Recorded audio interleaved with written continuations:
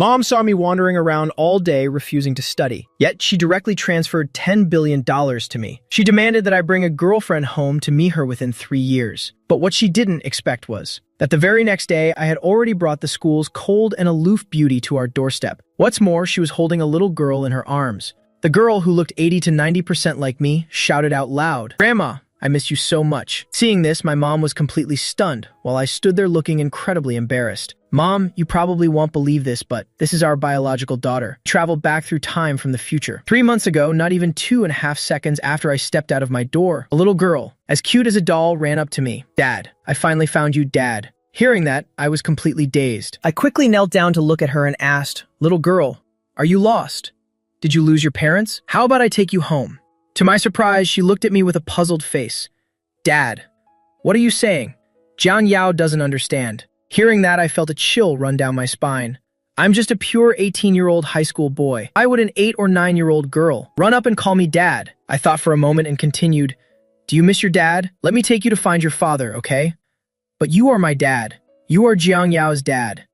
Saying that, the little girl pouted, looking aggrieved. She spread her arms wide, wanting to leap into my embrace, but I instinctively dodged, causing her to lunge into thin air. The little girl's eyes immediately turned red. "Before, you loved hugging me the most and lifting me up high. What's wrong with you today, Dad? Don't you want Jiang Yao anymore?" Thinking that, she felt even more hurt.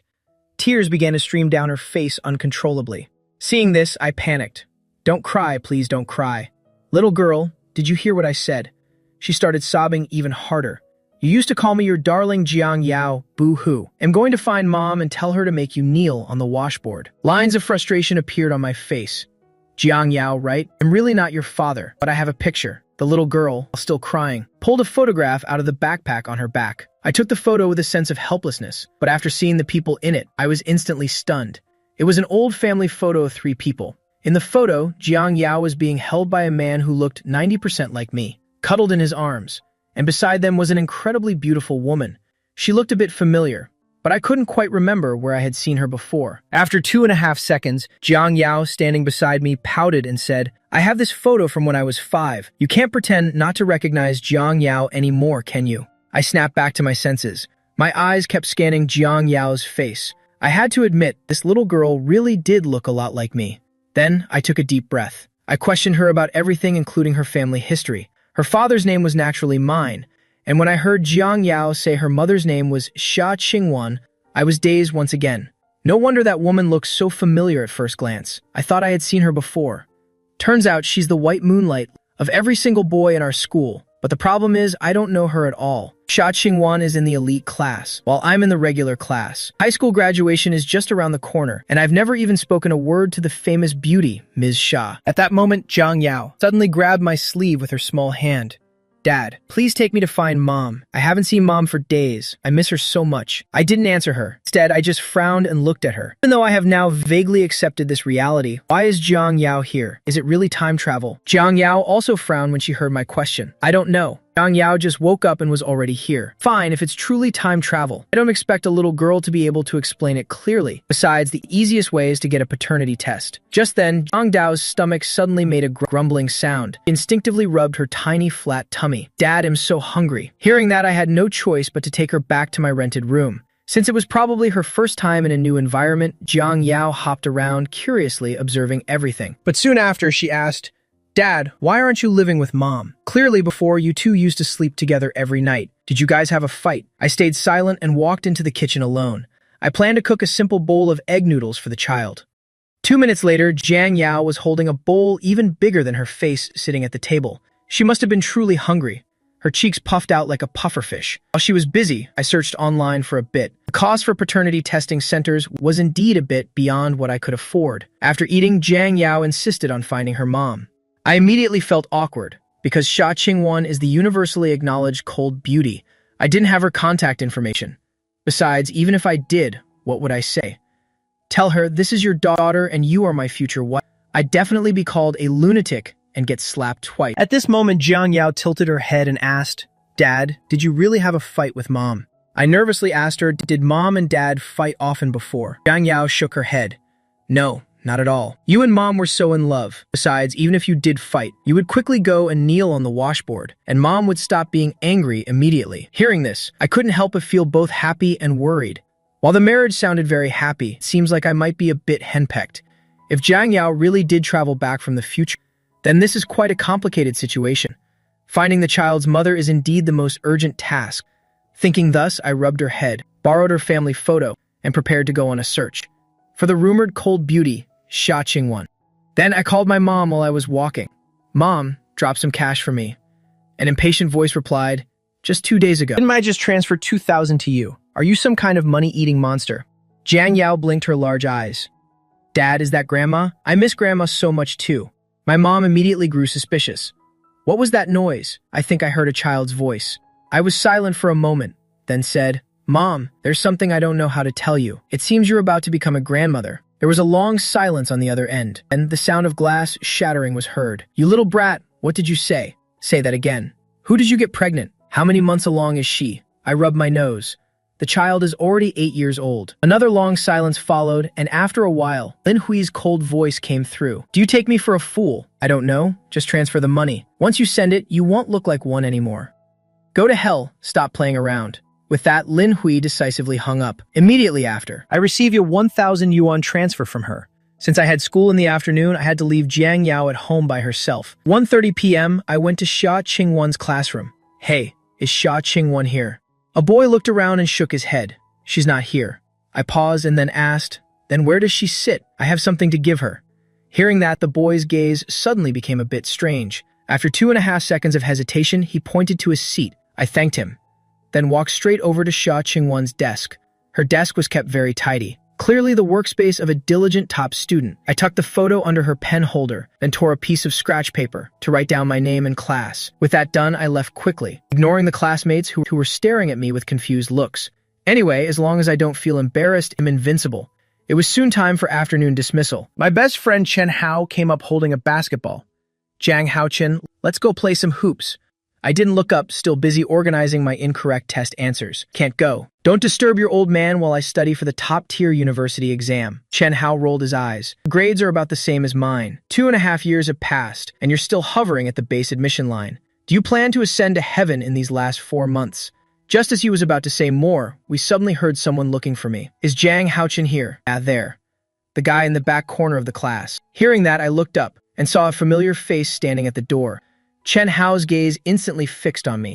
No way, man. What did you drink today? To be this drunk? I must say, the moment I saw Xia Qingwen in the flesh, I confirmed one truth. If the photo was real, she was indeed the woman in the photograph. Jiang Haochen, come outside for a moment. I have something to say to you. Xia Qingwen's voice was clear, but it carried an underlying trace of anger. A few minutes later, I followed her to a quiet, secluded corner. She tried to calm her emotions and spoke up. Jiang Haochen, I don't think we know each other at all, right? Where did this photo come from? Please give me an explanation. She knew she was beautiful. Every day, people would secretly send her love letters. But this was the first time someone had given her a family photo. In a split second, she was captivated by the woman in the photo. The woman's face and figure looked more mature, and she had a gentle smile on her face, one she herself had never possessed. But inside Xia Qingwen's heart, she couldn't help but think, that's me. Then she involuntarily began to observe the little girl and the man in the photo. The man was a stranger to her, though she thought he looked like a very pleasant gentleman. But the little girl, full as a doll, why did she make her heart flutter so much? Was it a photoshopped image? Even though deep down Xia Qingwen felt this was an extremely malicious prank. She spent the entire afternoon in a daze. I coughed slightly twice and pointed at the photo in her hand. I know you probably won't believe this, but this girl calls me Dad, and she said her mother's name is Xia Qingwen. Hearing that, the cold beauty instinctively opened her mouth in shock.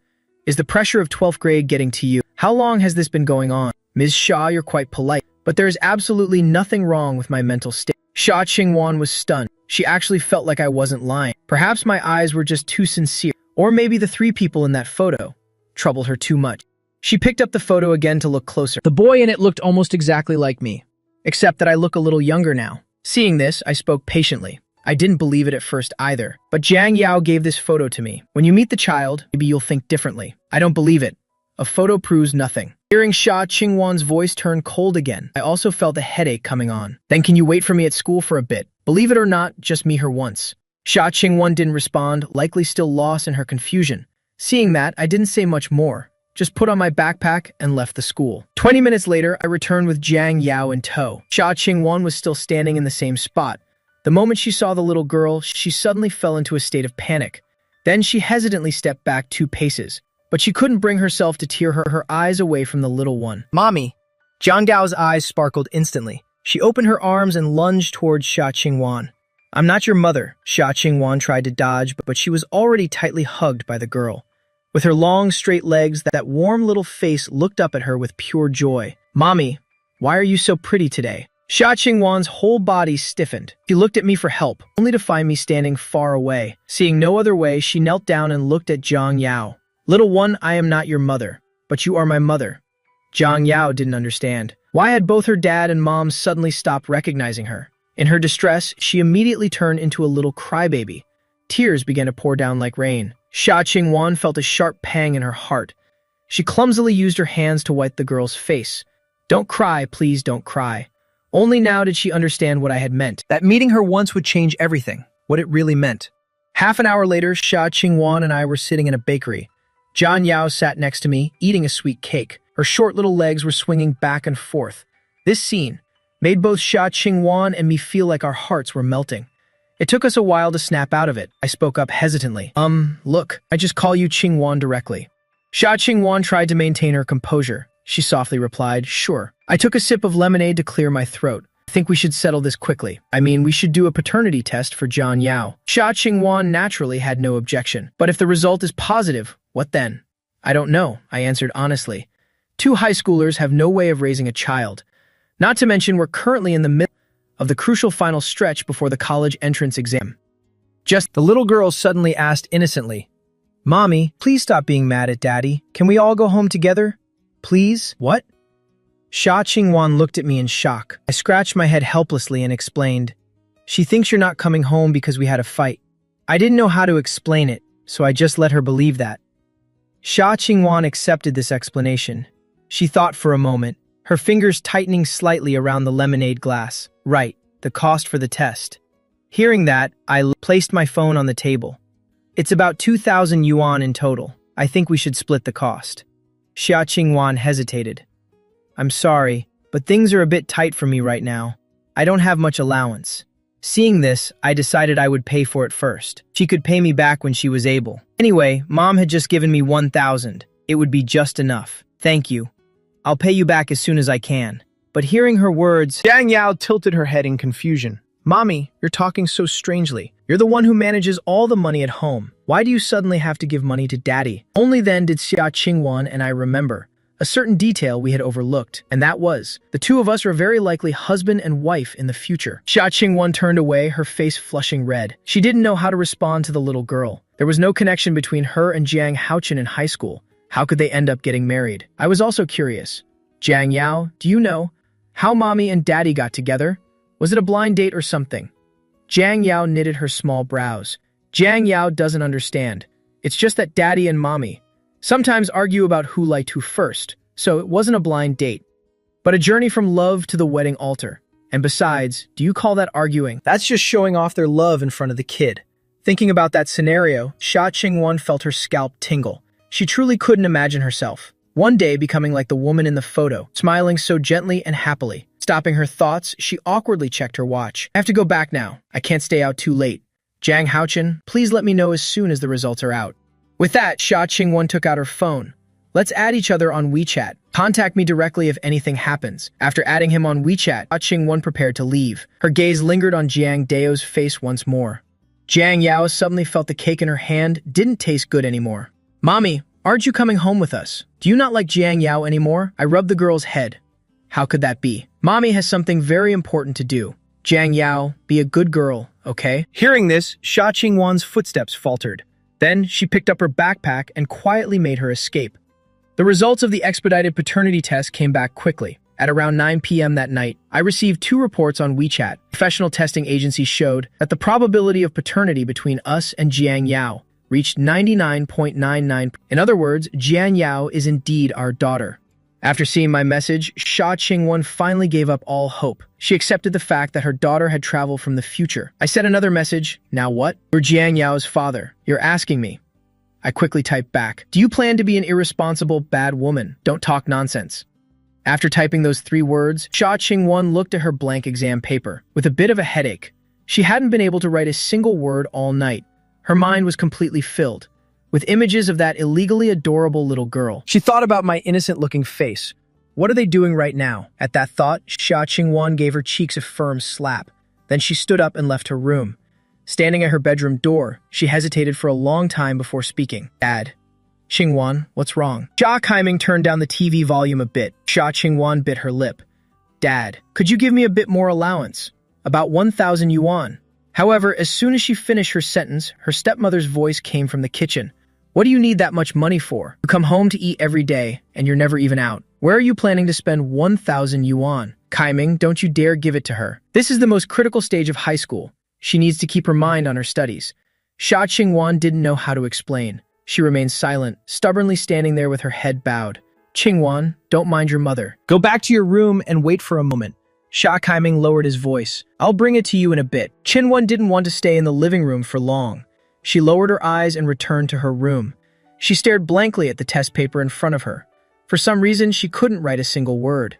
10 minutes later, Sha Kaiming knocked on the door and walked in with a stack of bills. Sha Ching-won quickly stood up. "Dad, I'm sorry. It's okay. If it's not enough, you must let me know." Sha Kaiming smiled. "Ching-won is a young woman now. If you see a pretty dress you like, don't hesitate to buy it." Sha Ching-won didn't know what else to say. She gave a quiet nod and reached out to take the money. Sha Kaiming smiled and was about to offer some more kind words when Ching-won's stepsister shouted from the next room, "Dad, Mom, that doll I bought yesterday with my friend, where did you guys put it?" Hearing this, Sha Kaiming hurried out. "I think it's in the cabinet. Go look for it yourself." Next, the sounds of the stepsister's whining came from the other room, followed by her father's somewhat helpless but deeply doting voice. Sha Ching-won lowered her eyes. When she was little, she used to talk to him in this exact tone as well. But ever since her mother passed away and her father found a new woman, everything has changed. Sha Ching-won shook her head, quickly taking the 1,000 yuan and carefully tucking it into her bag. Then she picked up her phone to message me. "What are you two doing over there?" A long time passed with no reply. It wasn't until past 10 p.m. that I finally replied to the message. "Jiang Yao and I are strolling through the mall, buying her some new clothes," with a photo attached below. Sha Ching-won clicked to view it. It was Jiang Yao wearing white rabbit pajamas. The little girl was smiling radiantly, like a mischievous little elf. Sha Ching-won hugged her phone, feeling the slight gloom in her heart immediately begin to dissipate. Then the phone pinged again. She tapped to open it and listened. Then Jiang Yao's sweet voice from the phone rang out. "Mommy, I'm a little bunny now. Isn't it super cute?" Sha Ching-won listened to it over and over again. So Jiang Yao really is my future daughter. Sha Ching-won pursed her delicate red lips, bowed her head to type a reply. Beyond adorable. After we finished shopping, I took the little girl home, looking at the many bags in my hands, then checking my bank balance. To be honest, Jiang Yao is truly well-behaved and sweet, but she has one flaw. She must have been raised in a very high-end environment, just like a proper little princess. Whenever she sees something beautiful that she likes, she'll grab my hand and act spoiled until I buy it for her. Thinking this, I hung my coat on the rack and casually asked, "Hey Jiang Yao, how big is the place where you usually live? Is it wider than this?" Jiang Yao scanned her surroundings for a moment. "This place is probably only as big as the bathroom back home." My eyes lit up at that. "All right, now I am absolutely certain. My future career will be incredibly successful, and I'll be a total daughter-obsessed father, the type who'd pluck the stars and moon just to please her. But right now, I'm just a dirt-poor high school student. And besides, Sha Ching-won doesn't exactly look like a wealthy heiress from a stinking rich family either. Little lady, we're in big trouble now. Raising a child costs a fortune, you know. Thinking about my balance gives me a massive headache. Where's the system? My daughter has time traveled back here. Isn't there a hope father becomes a dragon system?" I looked down and met Jiang Yao's big, bright, shimmering eyes. The little girl squeezed the bunny ears, then tilted her head, giving me a silly, adorable smile. I let out a sigh. All right, fine. It seems there's nothing after all. Then I helped Jiang Yao wash up and got ready for bed. She happily threw her arms around me. "I want to sleep with Daddy tonight." She used to sleep with both Dad and Mom when she was little. Mommy on the left, Daddy on the right, snuggling up to whoever she wanted. But after starting elementary school, she got her own room. and Mommy insisted she couldn't sleep with us anymore. I originally wanted to refuse her, but seeing my daughter's expectant, shimmering eyes, I couldn't bring myself to say no. Don't you go stealing Daddy's blanket now. Jiang Yao jumped onto the bed with joy, sticking her bum up and burying her head in the covers. It definitely smells like Daddy. Just then, my phone suddenly rang. It was an unknown number. After answering, Xia Qingwan's elegant voice came from the other end. John Houchin, have you two reached home yet? We're home, but I don't know how to buy clothes for little girls, so I only managed to pick out one set of pajamas. Find a time to take her to the mall yourself. Okay, I'll find a time this weekend. Xia Qingwan's voice sounded a bit hesitant and awkward about that. It's not very convenient on my side, so I waved it off and said, it's fine, I live alone anyway. Jiang Yao can just stay with me. But Jiang Yao seemed really happy when she met you. Xia Qingwan obviously noticed that too. After all, during their short time together today, her mind had been completely occupied by the image of the soft, adorable Jiang Yao, like a little piece of candy. Xia Qingwan took a deep breath. Jian Haochin, let's find a time to meet for a bit tomorrow. Somewhere quiet with fewer people. Her voice dropped very low, as if she were doing something secretive. I chuckled softly. I knew it. Our cold school beauty Xia never knows how to be subtle. Xia Qingwan went silent. This comment seemed to annoy her and make her unhappy. She couldn't help but huff softly. Hearing that, I quickly explained, just kidding. Just contact me whenever you're free. Oh, if you want to talk to Jiang Yao. Jiang Yao's eyes lit up beside me. Is it Mommy? Dad. Jiang Yao wants to wish Mommy good night. The sound on the other end suddenly paused, followed by a tiny ah and a clattering sound.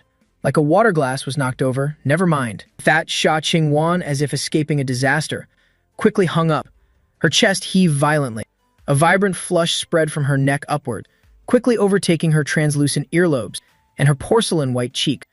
I'm only in my senior year of high school. What future husband and adorable daughter? This is just way too weird. When I woke up the next morning, I found Jiang Yao clinging to me, sleeping soundly, with a bit of drool glistening at the corner of her mouth. I closed my eyes, enjoying the quiet atmosphere for a moment, before gently untangling her. By the time I washed up and brought breakfast back, Jiang Yao was already wide awake. She seemed like she hadn't quite escaped her dream yet, sitting mealing on the bed in a daze. When she caught sight of me, she puffed out her lips, looking absolutely furious. Daddy, come here and gently shake Jiang Yao. I put breakfast on the table. Jiang Yao, you're a big girl now. You can't keep clinging to Daddy like this. Jiang Yao immediately huffed. I hate you, Daddy. I was a bit stunned, wondering what I'd even done to make her so grumpy. Could this girl be suffering from morning grumpiness? Thinking this, I watched her with interest. Does Jiang Yao not like Daddy anymore? Being a morning grouch isn't a good habit. No one in our Jiang family has this trait, so who did you inherit it from? Jiang Yao pursed her lips and gave me a dissatisfied blare. Not until after breakfast did she fully wake up, transforming from a fuming pufferfish back into a soft, adorable little candy. She hugged me a bit pitifully. Daddy, Jiang Yao is so bored being home all alone. Back in elementary school, I had so many friends. I patted her head. Can you bear it for 2 more days, Jiang Yao? You'll have new friends very soon. Daddy will be back at noon. If you're hungry, there are strawberries in the fridge, and snacks on the coffee table too. Jiang Yao was still very sensible. She gave my face a loud, wet kiss. Jiang Yao will definitely be good at home.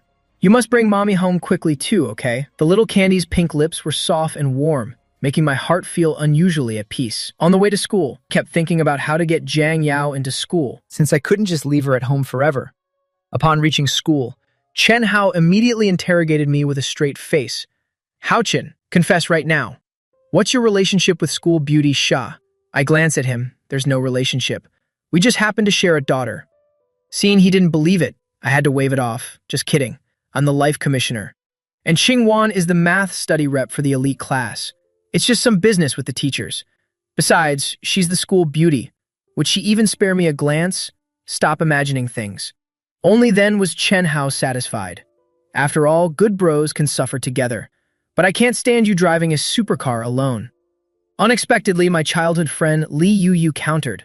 Why wouldn't she be interested in you? Haochin, you actually look quite decent.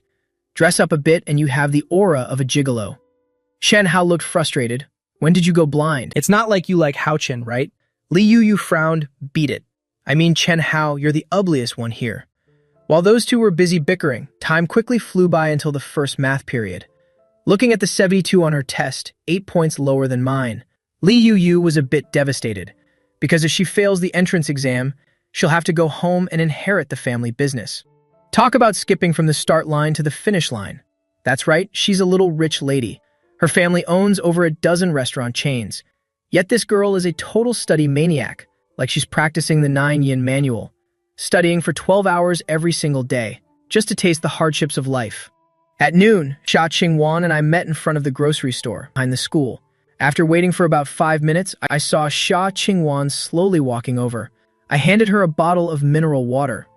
"Are you a morning grouch?" Xia Qingwan looked slightly embarrassed hearing that. After a long pause, she asked hesitantly, "How did you know that?" Her morning grumpiness is extremely severe, the type where everything is an eyesore in the morning. Even a passing dog would get kicked twice. I sighed, "Then Jiang Yao inherited it from you." She was sulking at me this morning. I didn't even dare to utter a word. Seeing Xia Qingwan remain silent, I said in the most polite tone possible, "This habit isn't really that great, you know." Xia Qingwan felt a bit unhappy. "It's innate, can't be fixed." "Humph, if you didn't like it, why did you marry me then? So you'll just have to endure my morning grumpiness." Then I suggested she come home to see Jiang Yao for a bit. Xia Qingwan hesitated for a moment, going to his house after only meeting twice. But despite the slight awkwardness, she didn't feel much resistance. Because if she didn't truly love me in the future, she would never have agreed to marry me. So she nodded in agreement. "Let's go back soon. I still have a bunch of test papers to finish."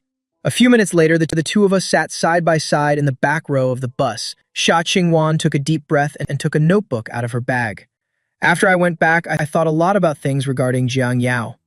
She said, pointing her pen at the first point.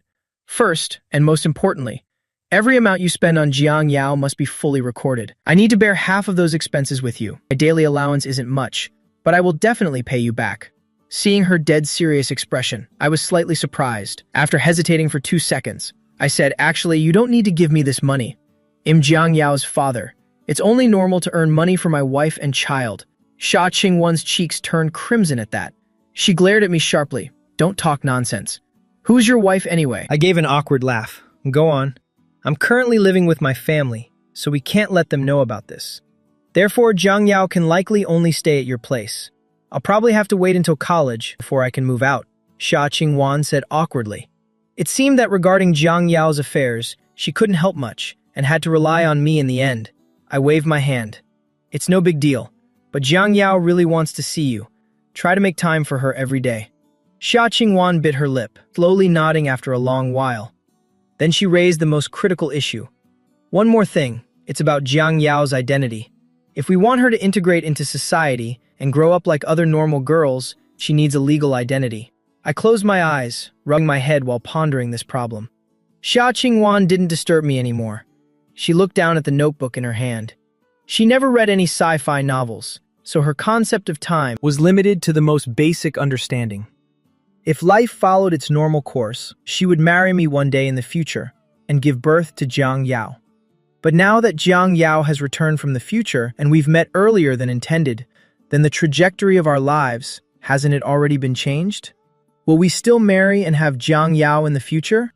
Will there be 2 Jiang Yaos then? Xia Qingwan couldn't figure it out. Her thoughts were as tangled as a mess of yarn. A moment later, I opened my eyes about Jiang Yao's identity. "Let me handle it." Xia Qingwan snapped out of her thoughts. Still looking a bit dazed, "Will it be very difficult?" I shook my head. "Just a bit anyway. Just leave it to me. Don't overthink it." Compared to me, Qingwan felt that she, as Jiang Yao's mother, wasn't fulfilling her responsibility at all. Frustrated, she pulled out 1,000 yuan. "This is for the DNA test. Here's your money back." I didn't refuse and took it directly. The bus soon reached the stop. When I opened the front door, the tiny girl, as pretty as an elf, came rushing out from her room. When she saw Xia Qingwan, Jiang Yao's eyes immediately lit up. She opened her arms wide and dove into her embrace. "Mommy, welcome home." Xia Qingwan looked a bit unnatural, but she still couldn't help herself from crouching down to hug the girl. Seeing this, Jiang Yao stood on her tiptoes and planted a kiss on her mother's right cheek, then ran over to me and did the exact same thing. Witnessing this scene, in Xia Qingwan's heart, an extremely strange thought suddenly emerged. Why do we look just like an old married couple? After entering the living room, Xia Qingwan noticed that my house was much cleaner than she'd imagined. There was none of the mess of a typical bachelor. On the contrary, it was kept very tidy. This made her feel much more at ease. Jiang Yao, what did you do at home this morning? Qinwan avoided her daughter's glowing gaze and asked in the gentlest tone, watch TV. Jiang Yao hugged her mother tightly. And then I just sat waiting for mom and dad to return. I went into the kitchen to wash my hands. Glancing at the TV, which was playing the classic cartoon Pleasant Goat and Big Big Wolf, I smiled and asked, hey Jiang Yao, do you know what happens to Pleasant Goat in the end? Jiang Yao immediately asked, what? What is it, Dad? He gets eaten by Big Big Wolf. Hearing that, Jiang Yao was stunned for a long time. After a moment, her lips turned down and she burst into tears. Seeing that, Sha Qingwen felt deeply distressed. She hurried to embrace Jiang Yao, then glared at me, don't talk nonsense. Daddy is tricking. Pleasant Goat drove Big Big Wolf away in the end. Only then did Jiang Yao cheer up again. She stuck her tongue out at me. Stinky Dad, go away. I couldn't help but laugh. Doesn't she get along with our daughter just fine? By the time I came out of the kitchen again, the mother and daughter were snuggled on the sofa. Jiang Yao hadn't been close to her mom for days, so she clung tightly to Sha Qingwen's embrace, not wanting to leave her for a single step. Mommy, mommy. Jiang Yao got to sleep with Daddy last night. You never used to let me sleep with Dad before. Is that so? Sha Qingwen was also curious about her future self. It seems she'll be a rather strict mother. Jiang Yao puffed her cheeks. That's right, Mommy is so stingy. You always fight with Jiang Yao over Daddy. Hearing that, I chipped in. So Jiang Yao isn't mad at Mommy. I am. And then Mommy asks Daddy, if Jiang Yao and I fell into the water, who would you save first? I suddenly had a bad feeling. And then what? Then Mommy made Daddy kneel on the washboard. Then Jiang Yao gestured with her hands to show the size. This big, the board used for washing clothes. Hearing this, I snapped my head around, staring warily at school beauty Sha on the sofa, while Qingwen looked utterly incredulous. Though she knew the saying, daughters are their father's past lovers, she didn't believe her future self would be jealous of her own daughter. Noticing me staring, Sha Qingwen straightened her face and asked, what are you looking at me for? Now you know what kind of person I am, right? I nodded cautiously. I know, but my facing a mortal enemy look made Sha Qingwen a bit annoyed. What's that supposed to mean? Do you think I'm the type of woman who, when displeased, forces her husband to kneel on the floor? I stopped responding to the two of them and went back to the kitchen to prep lunch. Qingwen watched TV with Jiang Yao for a bit, then entered the kitchen to lend a hand. I turned to look at her, while cleaning the shrimp I bought this morning, and said, bothering you again. Just go play with Jiang Yao more. But Sha Qingwen frowned. Jiang Haochen, have you ever prepped fresh seafood before? I suddenly froze. I only know that if you put shrimp in a pot, it becomes cooked shrimp. Besides, this shrimp was still alive right before it died. Sha Qingwen let out a sigh, then put on an apron and pushed me aside. At this sight, I felt a bit disdained by her. Jiang Yao wasn't wrong at all, setting aside whether Qingwen and I will end up together in this life. As for family status, could the signs already be showing? Sha Qingwen knew what I was thinking. She cold-faced me, her voice threatening, then you better watch out in this life. Don't fall into my hands again, or I'll make you kneel to death. Qingwen worked very briskly, and before long the meal was ready. Seeing the table full of delicious food, Jiang Yao was practically drooling with joy. Qingwen felt a sudden surge of accomplishment. I took a bite and gave a totally insincere review. It's just okay, not much different from mine. Qingwen rolled her eyes, then lowered her head to serve the girl. Jiang Yao, eat slowly, okay? Perhaps Xia Qingwen didn't even realize herself that whenever she looked at Jiang Yao, her face would unconsciously soften. A moment later, she suddenly asked cautiously, Jiang Haochen, how are your grades? I glanced at her. Probably around the average passing mark. I won't fail, but they won't be exceptionally high either. Can't compare to the school's 6th rank like you. I see. Qingwen slowed down her eating, seemingly lost in thought. I knew what she was thinking. After a silence, I sighed. All right then. I originally wanted to stay with you both as an ordinary person, but looks like I'll have to get into a college in the same city as you. Xia Qingwen's eyes immediately widened, giving me a strange look. I frowned. Are you secretly looking down on me? Xia Qingwen looked very embarrassed. No, I'm not. How about I try to get into a college in your city instead? I think that might be a lot simpler. I let out a long sigh. School beauty Xia, your words are quite lethal, you know? But why would a top student like you marry someone who couldn't even hit 600 points like me? The moment I finished speaking, Xia Qingwen's small face immediately puffed up in anger. How should I know? Who knows how you tricked me into your house in the future? After finishing lunch, The two of them played with the girl for a while. Qingwan already had to get ready for school. The little girl naturally didn't want her to leave. Xia Qingwan had to coax her for a long time, promising that she would come and play again tomorrow. Jiang Yao hugged her mother's long legs tightly, refusing to let go. Before, whenever mom and dad went out, they would always give Jiang Yao a light kiss. Xia Qingwan had no other choice. I could only give her a gentle kiss on her cheek. Jiang Dao's eyes curved into a joyful, sweet smile. And daddy too. So, following Xia Qingwan's lead, I softly kissed her other cheek. Mommy and daddy, you have to come home early, okay? Jiang Yao is going to miss you both so much. At this sight, a strange and fluttery feeling washed over both of us. It felt as if we were a real married couple getting ready to head out. All the way to school, Qingwan remained quiet and pensive. Jiang Yao is so sensible for her age, but leaving her home all alone just feels too cruel. I thought for a moment, then I spoke up. Fortunately, tomorrow is already the weekend. I'm planning to take Jiang Yao to my aunt's place for a visit.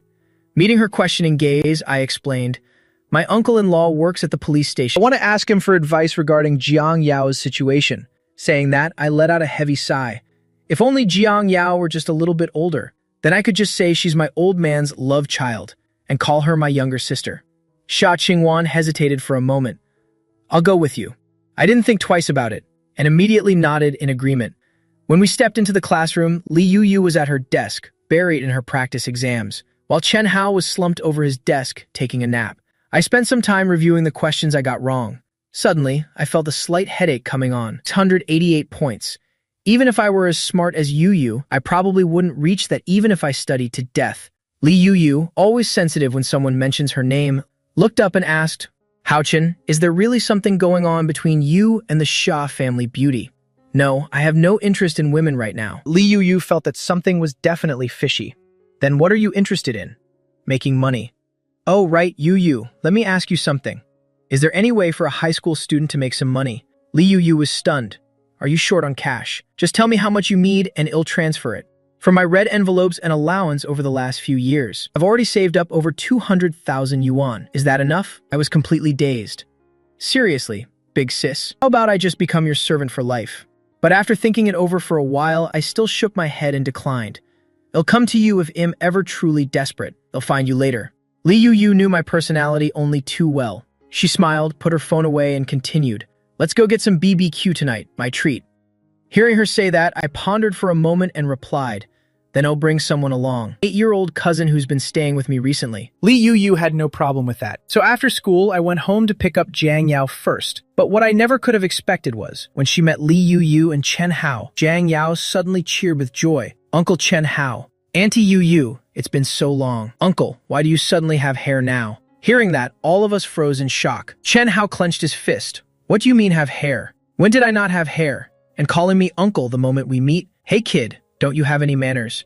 Saying that, he glared at me with deep resentment. Did you teach her to say that? I looked at Chen Hao's thick head of hair, with an expression of utter astonishment. Only I knew how much truth Jiang Yao's words carried. Li Yuyu also observed Jiang Yao curiously. Then she shook her head. Cousin, my foot, you don't look alike at all. This is definitely your biological sister. I breathed a sigh of relief. Then generously admitted, well, that's true, but she's not actually my sister. With that, I leaned down and gathered Jiang Yao into my arms. She's my daughter. Of course, Jiang Yao resembles her daddy. Jiang Yao happily clung to my neck. I love you the most, daddy. Chen Hao rolled his eyes. Fine, fine. Let's just go eat. You're always teaching this kid the weirdest things. Better watch out or her real dad will come and beat you up. I couldn't help but laugh. Believe what you want. Then we headed to a newly opened shopping mall. It had been a while since Jiang Yao had a chance to go out with her dad. She was overflowing with pure excitement. She skipped along happily the entire way. Suddenly, she stopped and pointed at a claw machine. Daddy, I want that one. I glanced over. Inside were fluffy white bunny plushies. After dinner, Daddy will come back and win one for you, okay? Jiang Yao nodded. Get 2, please. One for Jiang Yao, and one for Mommy. Hearing that, I suddenly remembered. On Qingwan's backpack, there was a tiny bunny doll hanging from it. This afternoon, while sitting on the bus, she had occasionally and unconsciously fingered that little toy bunny. At that moment, Chen Hao, walking ahead, asked with a laugh, Hey little girl, who is your mommy? Mommy is just mommy. Uncle Chen Hao's question is so strange. Chen Hao choked. Call me brother. Call me brother and I'll win you a plushie later. I don't need it. Jiang Yao turned her face away unhappily. This scene made Li Yuyu burst out laughing, and she reached out to pinch the girl's cheek. Little sis, don't pay any attention to him. This uncle is not a good person at all. Make sure you stay far away from him in the future, okay? Chen Hao pouted. Yeah. I'm not a good person, but I wonder who is being bullied in primary school. And came crying to me, grabbing my shirt and calling me brother Chen Hao. Li Yu got flustered. That was ages ago. I was just a naive little kid who didn't know better back then. Watching them bicker, Jiang Yao leaned in and whispered in my ear, Daddy, do Uncle and Auntie always fight like this all day? I wonder if they'll make Daddy be the referee later. Hearing that, I looked ahead with a strange expression. Bicker all day? Don't tell me these two are still stuck together. Even after graduating from university? Sure enough, once we were seated at the barbecue restaurant, Jiang Yao suddenly frowned and asked, Auntie, how come Ming Ming didn't come today? Li Yu was puzzled. Who is Ming Ming? Jiang Yao was stunned. Why, she's the daughter of Uncle Chen Hao and Auntie Yu. She's my absolute best friend. Upon hearing this, Chen Hao, who was drinking water, almost choked to death on the spot. Li Yu was also startled out of her wits. She immediately turned and glared at me with pure fury. What kind of nonsense do you usually teach children? I shrugged helplessly. Honestly, I didn't teach her that. Li Yu tried to imagine that scenario. She shuddered. Don't make me vomit. Waking up every day to see his face, I'd probably lose my lunch every single time. Chen Hao gave her a side eye. Humph, I have plenty of girls chasing me, as if it wants you. To his surprise, Li Yu nodded. True, so you better be careful. After all, you're old and ugly. Those girls must be suffering from some serious daddy issues. Chen Hao was about to fire back, but when he saw Jiang Yao sitting across from him, he had to swallow all his curses. He could only give a thumbs up in the end. Truly incredible. Even all through dinner, the two of them still hadn't made up. Each ate with a cold expression. Once we finished, I fulfilled my promise. I went to the claw machine to win a bunny plushie for Jiang Yao. Jiang Yao hugged the two fluffy white bunnies and couldn't help but nuzzle her face against them. Then we said our goodbyes to the others. We held hands and walked home together, patted my daughter's head and asked, Was what you said true, Jiang Yao? That Uncle Chen Hao and Auntie Li Yu will have a daughter named Ming Ming. Jiang Yao happily toyed with the bunny's ear. That's right. Ming Ming is my absolute best friend. Hearing that, I felt a twinge of worry. Would that future change? Because of Jiang Yao's arrival? Could everything be different now? But then I felt a bit more at ease. If something as absurd as time travel can happen, why overthink the rest? Other time travelers get systems and cheat codes. Jiang Yao's brand of embarrassing time travel. In any other story, she'd have been kicked out long ago. 8:30 the next morning, Xia Qingwan was already standing at my door. I scratched my messy morning hair. You're here so early. Jiang Yao isn't even awake yet. Come inside first. Walking into the living room, Qingwan immediately spotted them. The two white bunny plushies on the sofa. She stared at them for a long time before finally looking away. Seeing that, I casually picked one up and placed it in Xia Qingwan's hands. This is for you. Jiang Yao said you like bunnies too. She insisted that I win one for you no matter what. That Qingwan dazedly hugged the bunny, looking completely flustered and unsure what to do. I didn't pay much attention to her reaction and went into the bedroom to wake my daughter. As for Xia Qingwan, she finally looked down at the plush bunny in her arms. A hint of gentleness flickered in her eyes. It's so adorable. Actually, it had been a very long time since anyone had given her a bunny. The bunny on her backpack dated back to when she was still in kindergarten. Her mother had bought it from a street stall and personally clipped it onto her bag. Whenever Qingwan stroked the bunny's ears, she could still feel her mother's presence. After we finished breakfast, Jiang Yao snuggled into Qingwan's arms with a pouting face, looking just like a grumpy little pufferfish. Qingwan felt a bit bewildered. This child's done-with-life-mourning face was truly identical to that of her own mother, so she leaned down and stroked her daughter's head. Are you not happy to see Mommy? Jiang Yao. Pouting like that isn't pretty at all, you know. Who would have thought? Jiang Yao's next words made her both amused and exasperated. And not happy. Mommy was too noisy while I was sleeping. Seeing this, I looked at her with a meaningful smile. I told you, didn't I? This little one is very grumpy in the morning. I wonder who she could have possibly learned that from. Xia Qingwan's expression froze. It took her a long moment before she finally spoke. Her voice had a cold edge. Then you should remember this well. When you look for a wife, never pick someone who's grumpy when they wake up. I replied while packing my bag. Fair enough. I'll set some house rules in the future. Anyone who dares to be grumpy with me in the morning is getting a spanking. Xia Qingwan gave a cold huff. Jiang Yao, Daddy says he wants to spank your bottom. I immediately denied it. How could Daddy ever have the heart to hit Jiang Yao? Qingwan's delicate face froze yet again. By the time she processed it, her face had turned a bright, vivid crimson. It wasn't until half an hour later that Jiang Yao finally shed her morning grumpiness. She lay in Xia Qingwan's arms, giggling and laughing non-stop. Meanwhile, I was crouching nearby, gathering the scattered game consoles and optical discs. I packed them all away into a backpack. You two keep playing for a bit. I'm heading out for a while. I'll be right back. Xia Qingwan paused. Where are you going?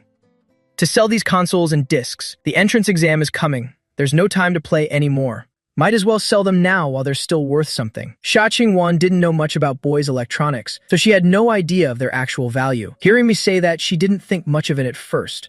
But as soon as the sound of the door closing echoed, she suddenly realized something.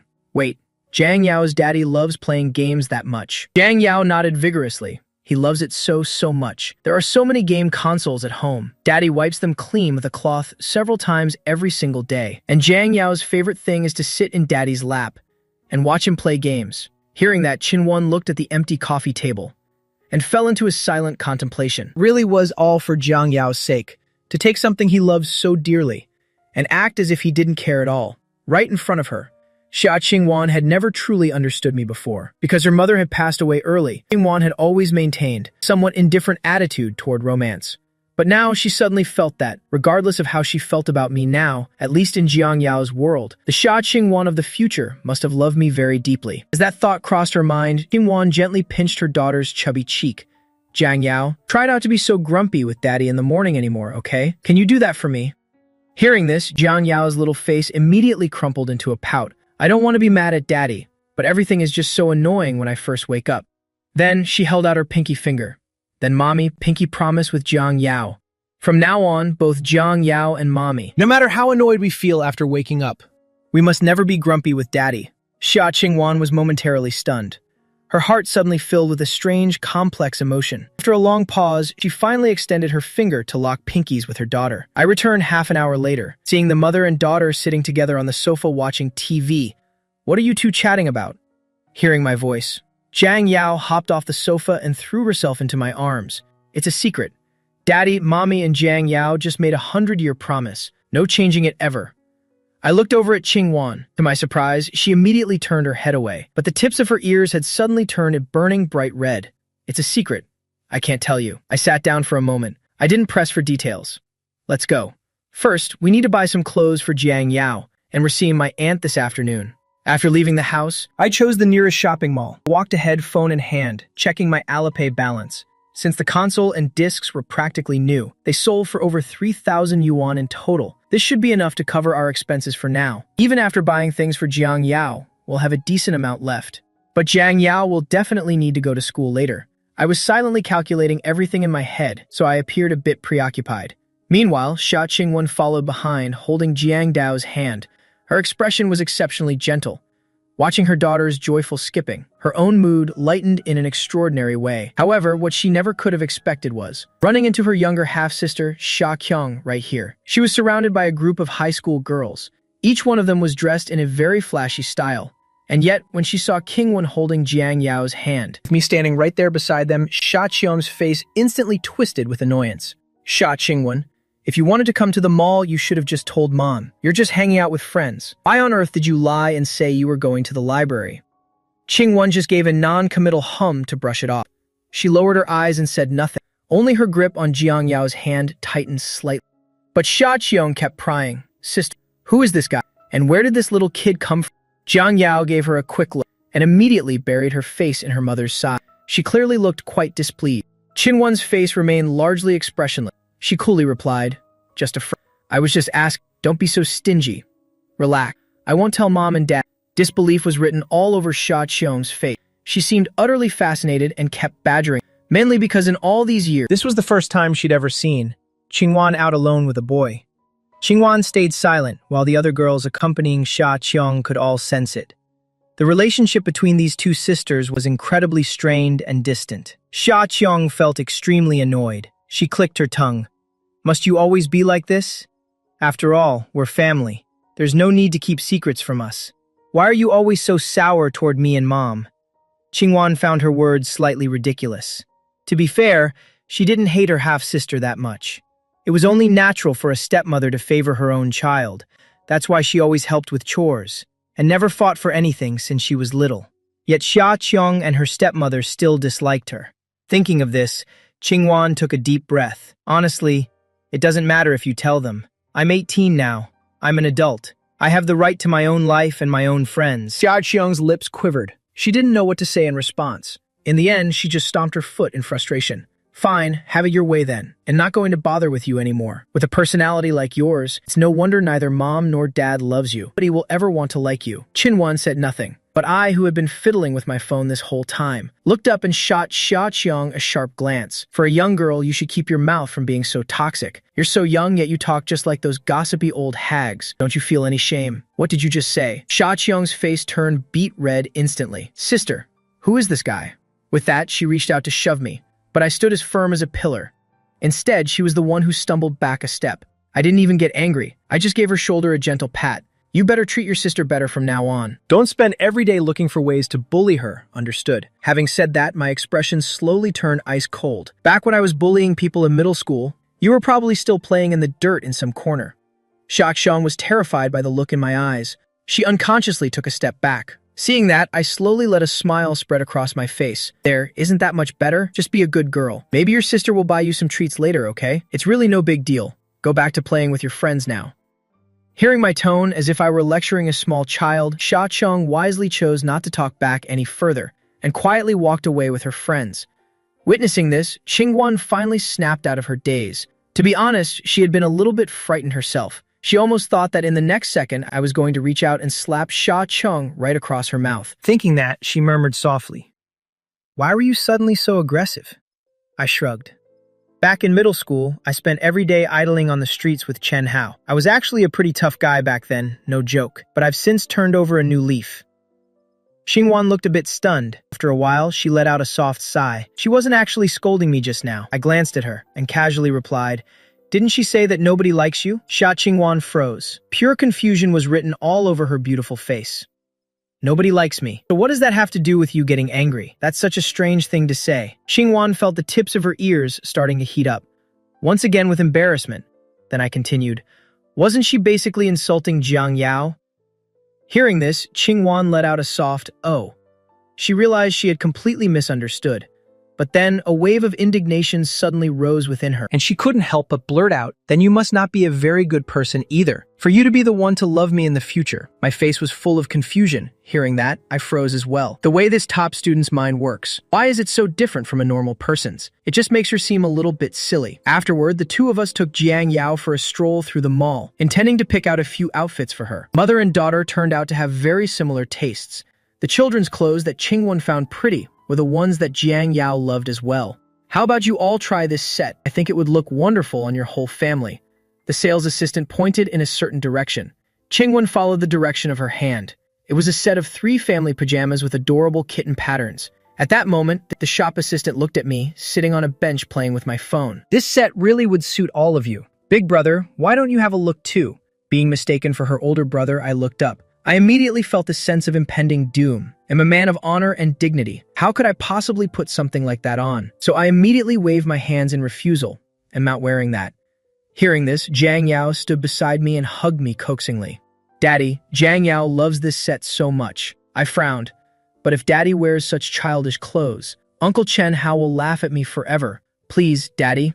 My daddy is the best in the whole world." Jiang Yao grabbed my arm and shook it back and forth relentlessly. The sales assistant standing nearby felt her heart completely melt at the sheer cuteness.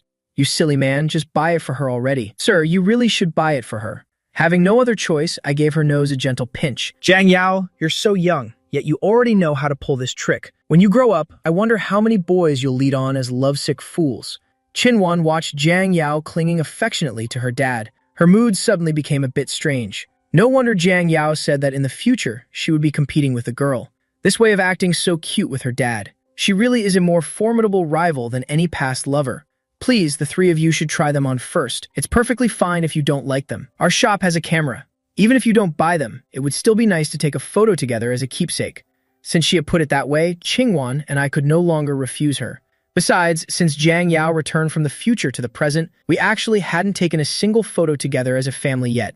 10 minutes later, I finished changing and stood in front of the large hall mirror. A little while later, Xia Qinwan emerged from the women's changing room, leading Jiang Yao by the hand. She hadn't tied her hair up as she usually did, but instead had simply slipped her hair tie around her wrist, making her whole aura suddenly seem much more laid back and relaxed. "Stop looking at me," Sha Qingwan said, avoiding my gaze. "It is just so that, when I take this outfit off, it will just be a bit more convenient." "Fair enough." I paused for a moment. "So after you marry me and wear your hair like this at home, is it also to make it more convenient taking your clothes off?" Of course, I did not dare say such nonsense out loud, as it would surely make Sha Qinwan want to kill me on the spot, so I kept those thoughts to myself. Seeing the mood, the shop assistant excitedly set up her camera right away. "Come here and take a photo. It feels like you are not just playing house, But you really look like a real family." The three of us stood before the lens, capturing a moment into a photo with a perfectly balanced composition. Soon after, the assistant sent the photo to both of our WeChat accounts. I glanced at the photo on my phone, and without a word, I finally decided to buy this family set. Sha Qingwan received it too, but she felt a bit hesitant in her heart. Did I really look that happy when the photo was taken? Thinking for a moment, she created a new album on her phone and put the photo inside. Then she named the album Jiang Yao. Once she was done, she carefully put her phone back in her pocket. But when she looked up, she saw me walking ahead, one hand holding a skipping and hopping Jiang Yao, the other carrying all the things we bought for our daughter. This sight left Sha Qingwan in a bit of a daze. After freezing for 2 seconds, she took out her phone once more, slowly deleted the name Jiang Yao and changed it to Jiang Yao and Jiang Haochen. After finishing lunch, the three of us went to a residential area. Sha Qingwan instructed me, "When the time comes, just say, Jiang Yao is my younger sister and that I asked you for help with this. Basically, don't let your aunt and uncle find out the truth." I nodded. "Don't worry." Having said that, I went up and rang the doorbell. A moment later, Aunt Jiang Lingling opened the door. She reached out and poked my face. "Hao Chen, what brings you to visit your auntie all of a sudden? Or do you want me to take you out to play?" My expression was a bit helpless. "Auntie, how old are you now? Stop acting like a little girl all the time." Jiang Lingling put her hands on her hips, about to argue back, when she saw the two beauties, big and small, standing behind me. Before she could even wonder what the relationship was between Sha Qingwan and me, She saw the little girl grinning widely at her. Turns out Daddy brought me here to find Great Aunt. Seeing the deep dimples on the little girl's face, Jiang Lingling's expression gradually froze. Why does this little girl look so much like a child of our Jiang family? Thinking this, her face immediately darkened. "Is this your father's illegitimate child?" My eyes lit up. "What are you thinking, Auntie? Did my dad really father such a pretty child?" Hearing that, Jiang Lingling's expression softened. "That's true. Then they are." I said seriously, "This is my friend and her younger sister. Auntie, I have something important to ask you today. Let's not just stand out here." Seeing this, Jiang Lingling quickly stepped aside, leading us into the house. A moment later, Sha Qingwan held Jiang Yao's hand and silently sat down on the sofa. She only dared to stare at the tips of her shoes. "Everyone, have some water." Jiang Lingling smiled brightly. "This little girl is truly too beautiful." "Hao Chen, you certainly have good taste." "Thank you, Auntie Jiang." Sha Qingwan was very awkward, like a girl visiting her boyfriend's house for the first time. Seeing this, Jiang Lingling immediately made up an excuse to pull me into the room, leaving space for Sha Qingwan to feel less stressed. After we left, Jiang Yao couldn't help but blink her big round eyes. "Mommy, why didn't you let me call her Great Aunt? Great Aunt was always so good to me." Sha Qingwan gently stroked the little girl's head. "Because right now, she isn't your great aunt yet. That will only happen in more than 10 years. You will understand when you grow up, Jiang Yao." Being in an environment both familiar and strange, that was Jiang Yao's sorrow. She recognized everyone, but the people who once loved her had no idea who she was. On the other side, Jiang Lingling was looking at me scrutinizingly. "Spill it. Who are those two girls, big and small?" I waved my hand, looking at her with total sincerity.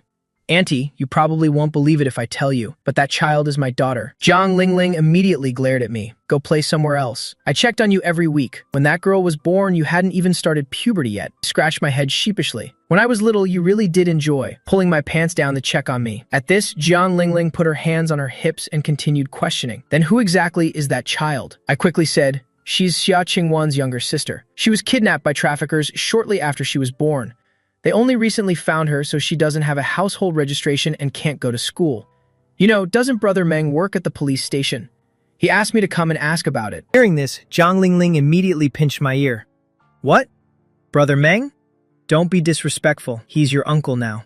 I irritably replied, "But I've always called him Brother Meng before. It's a habit I can't break." "Auntie, you really are an old cow eating young grass. My uncle's name is Meng Yufei, and he's 7 years younger than my aunt." Because of his handsome looks and gentle personality, all the kids in the neighborhood really liked this neighbor guy. Somehow, the two of them eventually fell for each other, creating a real-life version of an older woman, younger man romance. After hearing me speak, Jiang Lingling's face immediately turned bright red.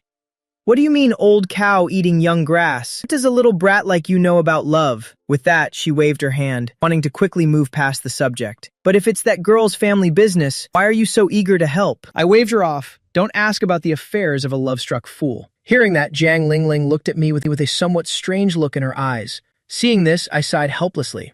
All right, she's my girlfriend. Jiang Lingling's expression relaxed. Why didn't you just say so from the start? Hao-chen, you're quite something, having such a beautiful girlfriend.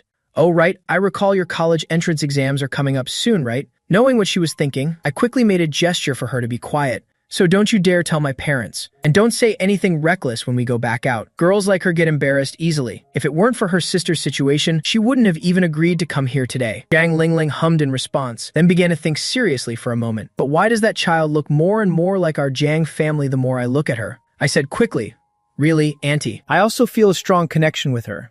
But can you help with this matter? Jiang Lingling didn't answer immediately. Instead, she frowned and asked, "What about the child's family? Why is it just the older sister bringing her here?" I sighed. Her mother passed away, and her father has remarried. The stepmother is, well, it's a bit difficult. Then the poor child is truly pitiful. But are there any documents to prove the child's identity? I shook my head. Although there are DNA test results, they can't just be shown to anyone. Seeing this, Jiang Lingling stated firmly, "If there's nothing, then it definitely can't be done.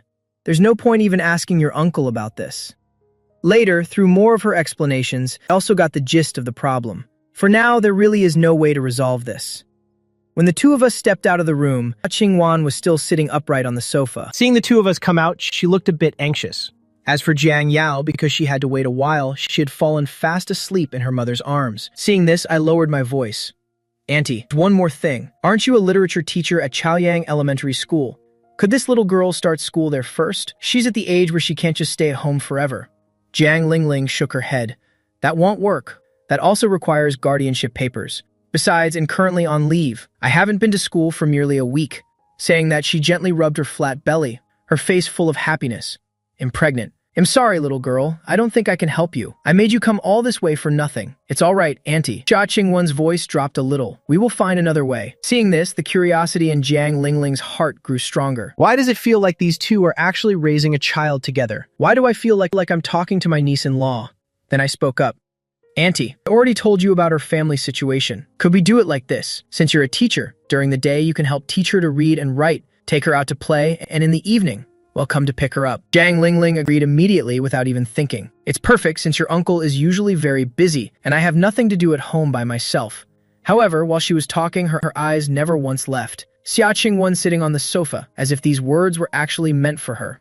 Feeling her gaze, Xia Qingwen's ears slowly turned red. She felt that ever since they came out of the room, the way Auntie Jiang Lingling looked at her was very different. She lowered her eyes and said softly, "Thank you, Auntie Jiang." Jiang Lingling smiled. "It's nothing. I'm very good at taking care of children. Don't worry." Just then, Meng Yufei walked into the house carrying several bags in both hands. "Hao-chen, you're here. Stay for dinner with us tonight." I laughed. "Brother Meng, congratulations. In the blink of an eye, you're already about to become a father. I'm waiting to hold the baby." Meng Yufei was about to respond when he suddenly noticed Xia Qingwen and the child on the sofa. He asked curiously, "Are you two Hao-chen's friends?" Xia Qingwen replied slowly, "Hello, uncle. Auntie, we'll head back now. I still have some test papers to finish. They'll bring Jiang Yao over tomorrow morning." Hearing that, I picked up the sleeping Jiang Yao and left. After seeing us off, Jiang Lingling briefly explained to Meng Yufei the purpose of our visit. Meng Yufei found it preposterous. "No way. I have to bring that kid back here and get a proper explanation. Not to mention the child. John Hao-chen is about to take the college entrance exams. He shouldn't be messing around with dating at this stage." Jiang Lingling, a bit angry, held her husband's hand firmly. "Get back here. Hao-chen is already an adult. He knows how to handle his own affairs. Besides, weren't you also in school when you fell for me?" After saying that, Jiang Lingling twisted her hand and pinched her husband's ear. "Back then, you snuck over every weekend to climb into my bed. Why didn't anyone call the police to arrest you then? Well, Inspector Meng?" Meng Yufei panicked, whole face turning bright red. How is that the same thing? Wasn't it because you were the proactive one? On the way back, I relayed my aunt's words to Xia Qingwen. Don't overthink it. It's not that it's impossible. The timing just isn't right yet. Your grades are so good. You can get into the top universities in the country. Don't let this matter affect you. Xia Qingwan glanced at me. And what about you? I laughed softly. Is the elite student from a prestigious school discriminating against a commoner from an ordinary one? Hearing that, Xia Qingwan turned her face away, not wanting to talk to me anymore. A moment later, she turned back, her voice a bit cool. When we get home, give me your test papers from last month. By the time we got home, it was already 4 p.m. The little girl was still drowsy, so I carried her to bed. Xia Qingwan didn't waste any time, taking out my pile of tests to examine them meticulously. Only after a long while did her expression finally soften. It's okay, only English and literature are a bit weak. With a little time, you can pull your grades up. Thinking for a bit, she stood up and put my test papers into her bag. I'll take these home to study them properly. I'll pick out some practice problems for you at home and bring them for you on Monday. Hearing that, I, who was lazily playing on my phone, had to look up. Great beauty, Xia, why do you care so much about my grades? What if your own grades drop because of this? Xia Qingwen's movements while packing her bag paused. Just let them drop a little. It's fine. If they stay too high, I'm afraid you won't be able to keep up. My expression froze for a few seconds. A moment later, I laughed. No need. Didn't I already manage to win you over even when I only scored 500 points? Xia Qingwen gave a soft huff in talking about the academic scores. After saying that, she slung her cloth bag over her shoulder and left. 10 minutes later, Xia Qingwen sat alone in the back row of the bus, looking at the bunny doll in her hand, her mind wandering. Everything that has happened over the past few days has made it almost impossible for her to adapt in time. In the stories Jiang Yao told, her future was so beautiful that any girl would feel jealous. Up until this point, she still felt that something was not quite real. She wasn't even sure if I, the person she might only fall for at 27 or 28, was the person she would give her heart to, regardless of her age, the moment they met. Nevertheless, Xia Qingwen still felt immense joy because of it. Xia Qingwen gently squeezed the rabbit's ears. Mom, after all these years, besides you, someone else is finally giving me a little bunny. Half an hour later, Xia Qingwen stood still at the door for a long time before taking the key from her pocket to open it. But as soon as she stepped into the house, she sensed that the atmosphere was a bit unusual. Only her stepmother, Xiao Ziqing, was sitting silently in the living room, while Xia Qian's bedroom door was tightly shut. The television volume was also turned down very low. Hearing the door open, Xiao Ziqing turned her head to look at her. Qingwen, come here and sit. Xia Qingwen hesitated for a moment, but eventually sat down on the chair obediently. Xiao Ziqing turned off the TV sound completely, and then stared at her nominal eldest daughter from head to toe. I recall you telling me this morning that you were studying at the library. When your sister came home this afternoon, she said you were actually out playing with some boy. Xia Qingwen did not deny it this time. Instead, she gave a slight nod in admission. Actually, she knew that if she didn't admit it, Xiao Ziqing probably wouldn't have cared enough to investigate further. But for some reason, she didn't want to hide anything related to me. Xiao Ziqing also hadn't expected her to admit it so forthrightly, and she fell into a rare silence. She paused for a long while before continuing. I heard from Qiangcheng that boy looks like he's good for nothing. Qingwen, how could you befriend such a person? That's not true. He's not that kind of person. Xia Qingwen's tone suddenly became unusually serious, no longer showing her usual timid demeanor. Xiao Ziqing frowned, a bit displeased with this attitude. I haven't told your father about this yet. Don't make him worry. From now on, you are not allowed to see that boy again. Do you understand? My academic performance is very good and stable, and besides, I am already an adult. I have enough judgment to know who is a suitable person to be friends with. Xiao Ziqing was truly angry this time. You child, can't you distinguish right from wrong? People are worried you're being deceived. Don't you understand? After the college entrance exams, you can go wherever you want, but right now, absolutely not. Mom, I am not your mother. I am under no obligation to indulge you in everything. Got it? Xiao Ziqing was in a fit of rage, so she blurted those words out without thinking. But as soon as the words left her mouth, she suddenly realized her words had been too harsh. Her lips twitched slightly, but in the end, she couldn't say another word. Following that, both of them just sat on the sofa in silence. Aside from the silent images on the television, everything seemed to fall into a state of absolute stillness. Finally, Xia Qingwen stood up, clutching her school bag. Auntie, please don't be angry anymore, and please take care of your health. When the college entrance exams come, I definitely won't let you or my father lose face. Hearing her address shift from intimate to formal, Xiao Ziqing wanted to say something, but the words ultimately caught in her throat. She knew just how deeply her previous sentence had hurt. She just stood there staring at Xia Qingwan as she walked into her room and gently closed the door. In reality, it's not that Xiao Ziqing had never thought about treating her well, caring for her like her own biological child. But every time when Xiao Ziqing saw her face becoming more and more beautiful as she grew, she couldn't help but be reminded of her late mother. After a long while, she sighed to herself. Qingwan is truly a good child, but after all these years, she still isn't my own flesh and blood. I truly have no way to bring myself to love her. What can be done? That evening, I spent a full 4 hours explaining the concept of time travel to Jiang Yao. To make it easier for her to visualize, I even let her watch many episodes of Doraemon. The next morning, when I asked Jiang Yao again, the little girl eagerly replied, "I know now. I'm Doraemon. I came back from the future using a time machine to help Daddy and Mommy fulfill their wishes. And except for Daddy and Mommy, I won't tell anyone else." I smiled and nodded, then took her to my aunt's house. As soon as we entered, Jian Lingling looked behind me with a questioning expression. "Why are you alone? Where is that girl?" I replied casually. "Her house is a bit far, so since last night, she entrusted the little girl to me." "Jian Yao, greet great aunt." "Good morning, great aunt." Hearing Jiang Yao's greeting, Jian Lingling was a bit surprised. "You taught her that?" I smiled and explained. Since I wasn't sure what address to use, I just let her follow my lead for convenience. Jiang Lingling thought about it for a while and didn't care much. She thought the address sounded quite pleasant. However, she felt toward this child. She had a sense of closeness that was very natural. "Jiang Yao, stay home and play with great aunt today. You have to be very good. Daddy will come to pick you up in the evening." Jiang Yao gave a sweet little yes, then obediently approached Jiang Lingling. I took her hand and said, "Auntie, if you have time, please teach her to read and write. At her age, she really should be in elementary school."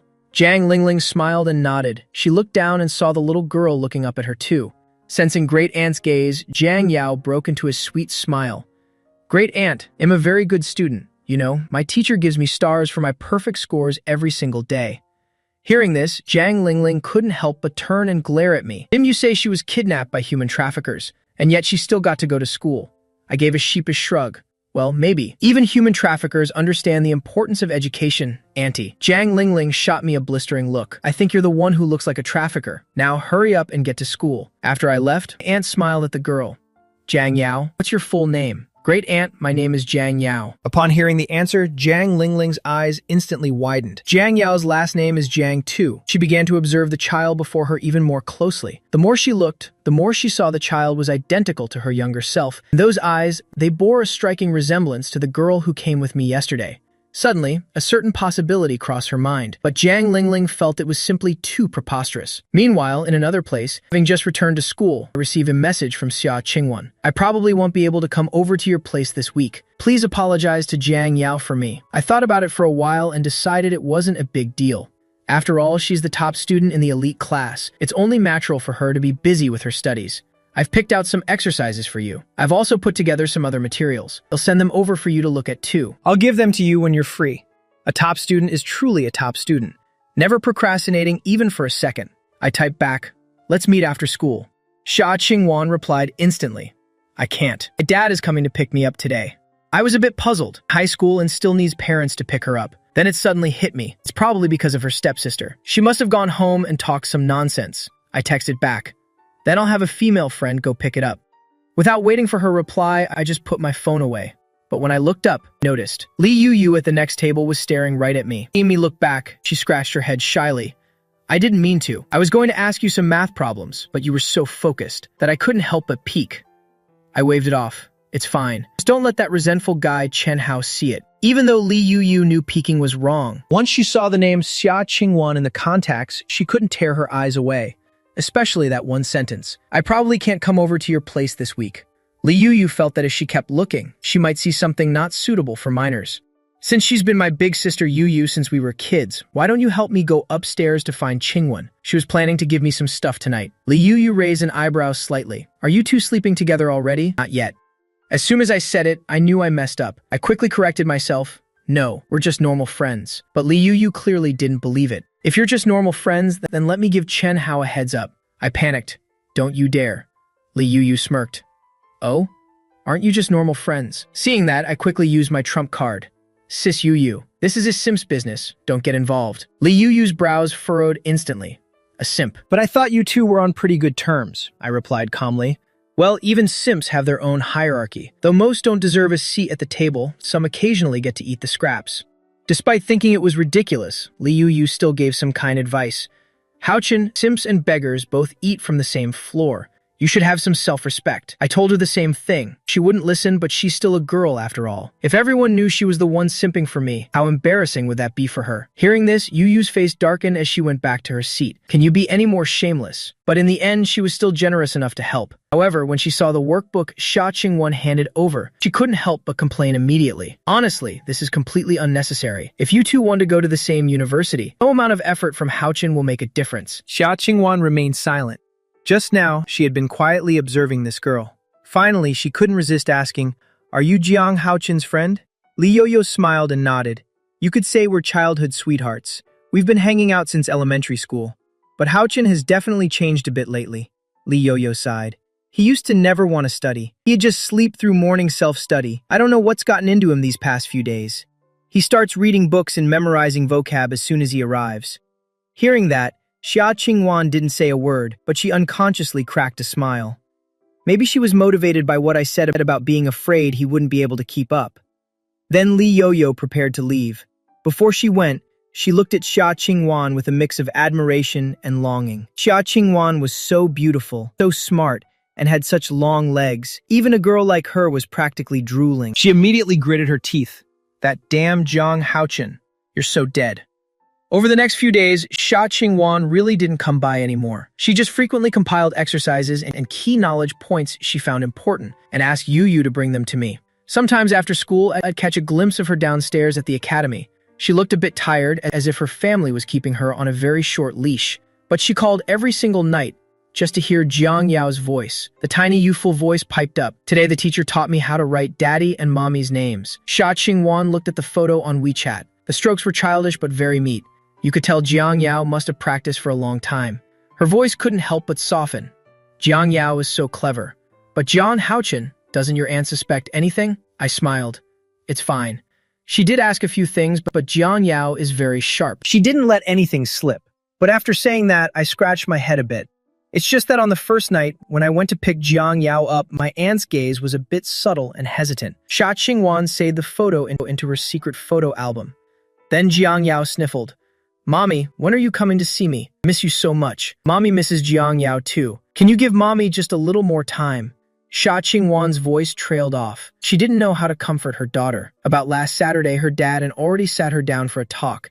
His tone wasn't harsh, but the meaning behind his words was clearly that he hoped before college she wouldn't get too close to any boys. Jiang Haochen, just as Sha Qingwan was about to say more, her father, Sha Kaiming, knocked on the door from outside. "Qingwan, go to bed early, sweetheart. Don't be on the phone so late. Whatever it is, it can wait until tomorrow morning." Hearing that, I whispered, "Hang up now. Jiang Yao is fine with me. Just take good care of yourself." With that, I took the initiative to end the call. Sha Qingwan finally put her phone down and turned to reply, "Okay, Dad." That stressful life dragged on for an entire week, until that Friday night.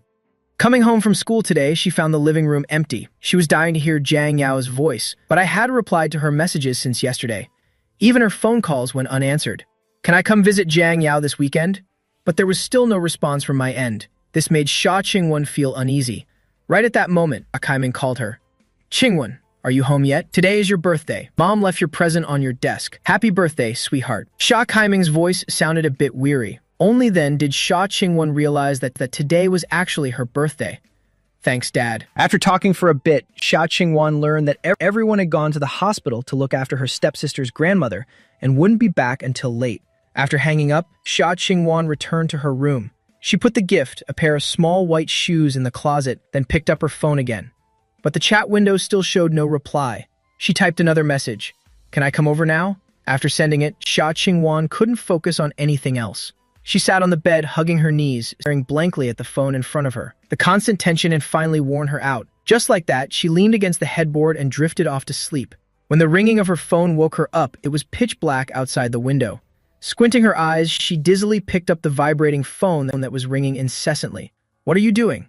Over the phone, I asked in a calm voice. "What are you doing, Sha Qingwan? I've called so many times and you didn't even pick up." Sha Qingwan rubbed her eyes hard, feeling like she was being scolded by me. She felt a bit sulky. I accidentally fell asleep just now. It's obviously because you didn't reply to my messages first. It's not even that late. Get up. Jiang Yao, hold on tight. Watch your step. Don't wobble like that. From the other end of the line, Jiang Yao's cute, slightly pouting voice could be heard. I know, Daddy. I continued asking her if she could come out now. Hearing this, Sha Qingwan lay on the bed with a dazed expression. Where are you guys? I smiled. Get up and wash your face. Get dressed and wait for us downstairs. After hanging up, Sha Qingwan quickly got ready and rushed downstairs. Very soon she saw Jiang Yao and me sitting by the flower bed on a long bench chatting. The yellow streetlights cast their glow, stretching our shadows long on the ground. The air was filled with a warm atmosphere. Sha Qingwan stood frozen in her tracks, staring blankly at the two of us. Jiang Yao immediately spotted her. Mommy's here. I took the little girl's hand and we trotted over. She held out her chubby little hands. Happy birthday, Mommy. I wish you stay as young as you were yesterday every birthday. Sha Qingwan hugged the little girl almost purely out of instinct, still looking a bit dazed. I stood right next to them, carrying a transparent birthday cake box. Happy birthday. I bought a cake for you. Sha Qingwan asked in a daze, how did you know today was my birthday? I explained with a smile. Jiang Yao told me. As soon as she woke up yesterday morning, she insisted on celebrating your birthday. She's been nagging me about it for 2 days straight. Hearing this, Sha Qingwan didn't say anything, but she unconsciously hugged her daughter tighter. Jiang Yao, aren't you mad at Mommy for not visiting you for so long? To her surprise, Jiang Yao tilted her head in confusion, but it's Jiang Yao who came to see Mommy. Looking at her daughter's innocent and adorable face, the emotions Sha Qingwan had suppressed for so long were slowly replaced by something else. It was as if the things she never dared to dream of were suddenly right there in front of her. Sha Qingwan felt a sting in her nose, her lips trembling slightly, but she couldn't find the words. Jiang Yao, like a little kitten, rubbed her Sophie cheeks against her mother's.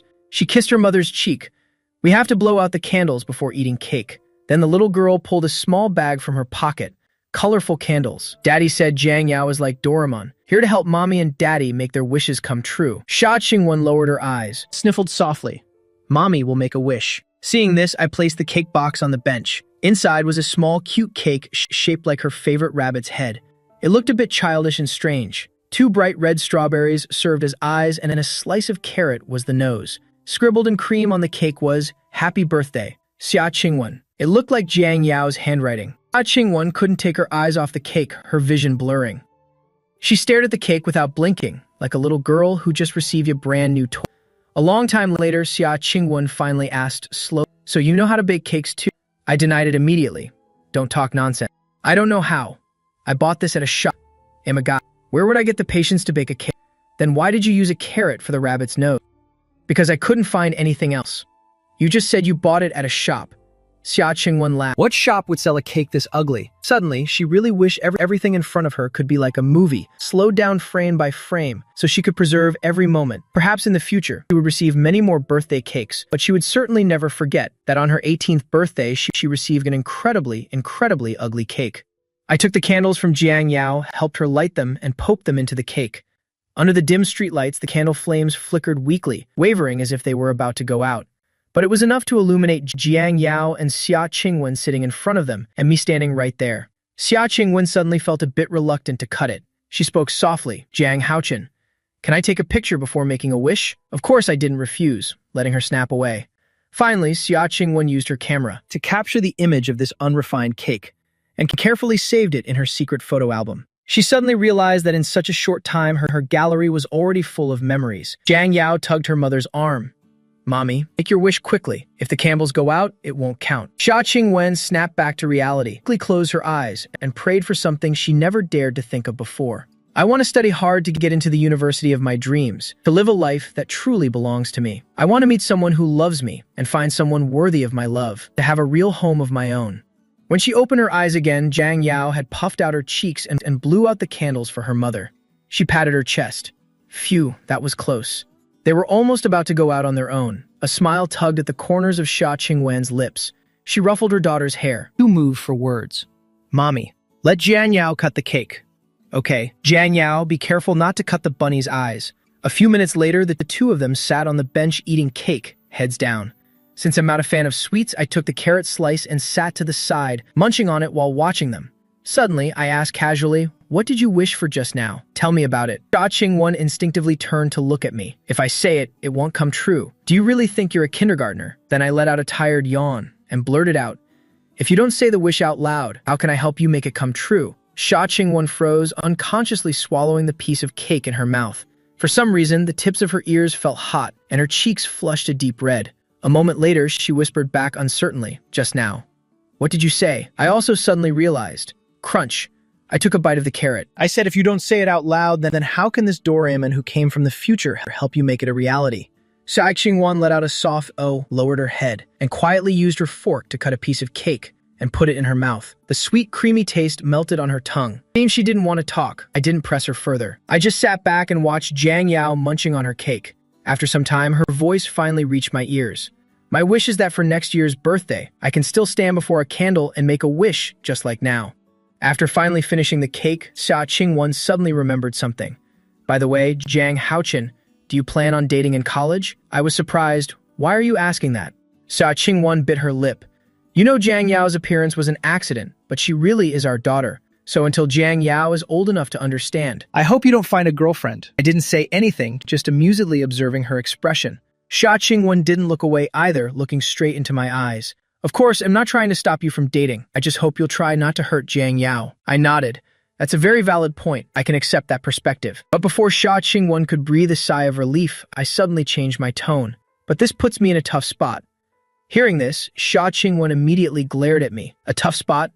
Are you planning to betray Jiang Yao? Seeing her reaction, I let out a soft chuckle. I'm fine either way. My mom has already given me strict orders. Once I'm in college, I must bring a girl home to meet her, to be the Jiang family's daughter-in-law. If I don't, I might not even be allowed home for New Year's. Sha Qingwan's breath hitched for a second. She felt something was off. But she couldn't find any flaws in what I said.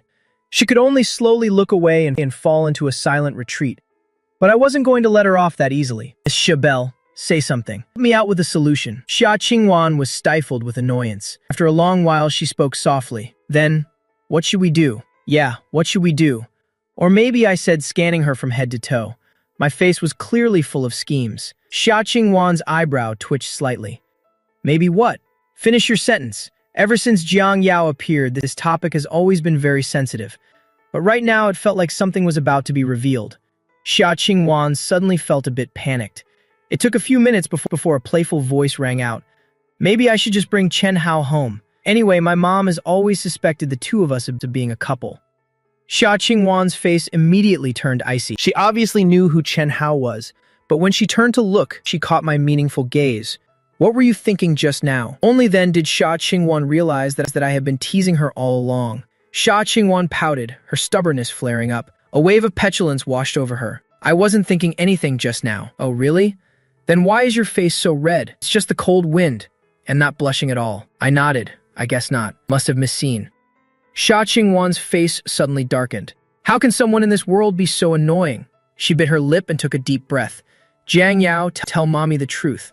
Does future mommy often have thoughts of domestic violence? Seeing this, I immediately backed down, stepping back slowly. Why are you thinking about hitting someone? I was just joking with you. Sha Qingwan walked alongside Jiang Yao, holding her hand. Her face was still tense with a serious expression. It didn't seem like she was truly angry. Just caught a bit off guard by my teasing. About 10 minutes later, at the entrance of the apartment complex, I held Jiang Yao's hand and waved. Don't see us out anymore. This is far enough. We're heading home now. Get some rest early. After saying that, I hesitated for a moment before continuing. Don't make Jiang Yao worry. If anything happens, just tell me. Sha Qingwan nodded. Her mood really hadn't been great these past few days. She wasn't surprised that I noticed. Then, she leaned down and stroked Jiang Yao's head.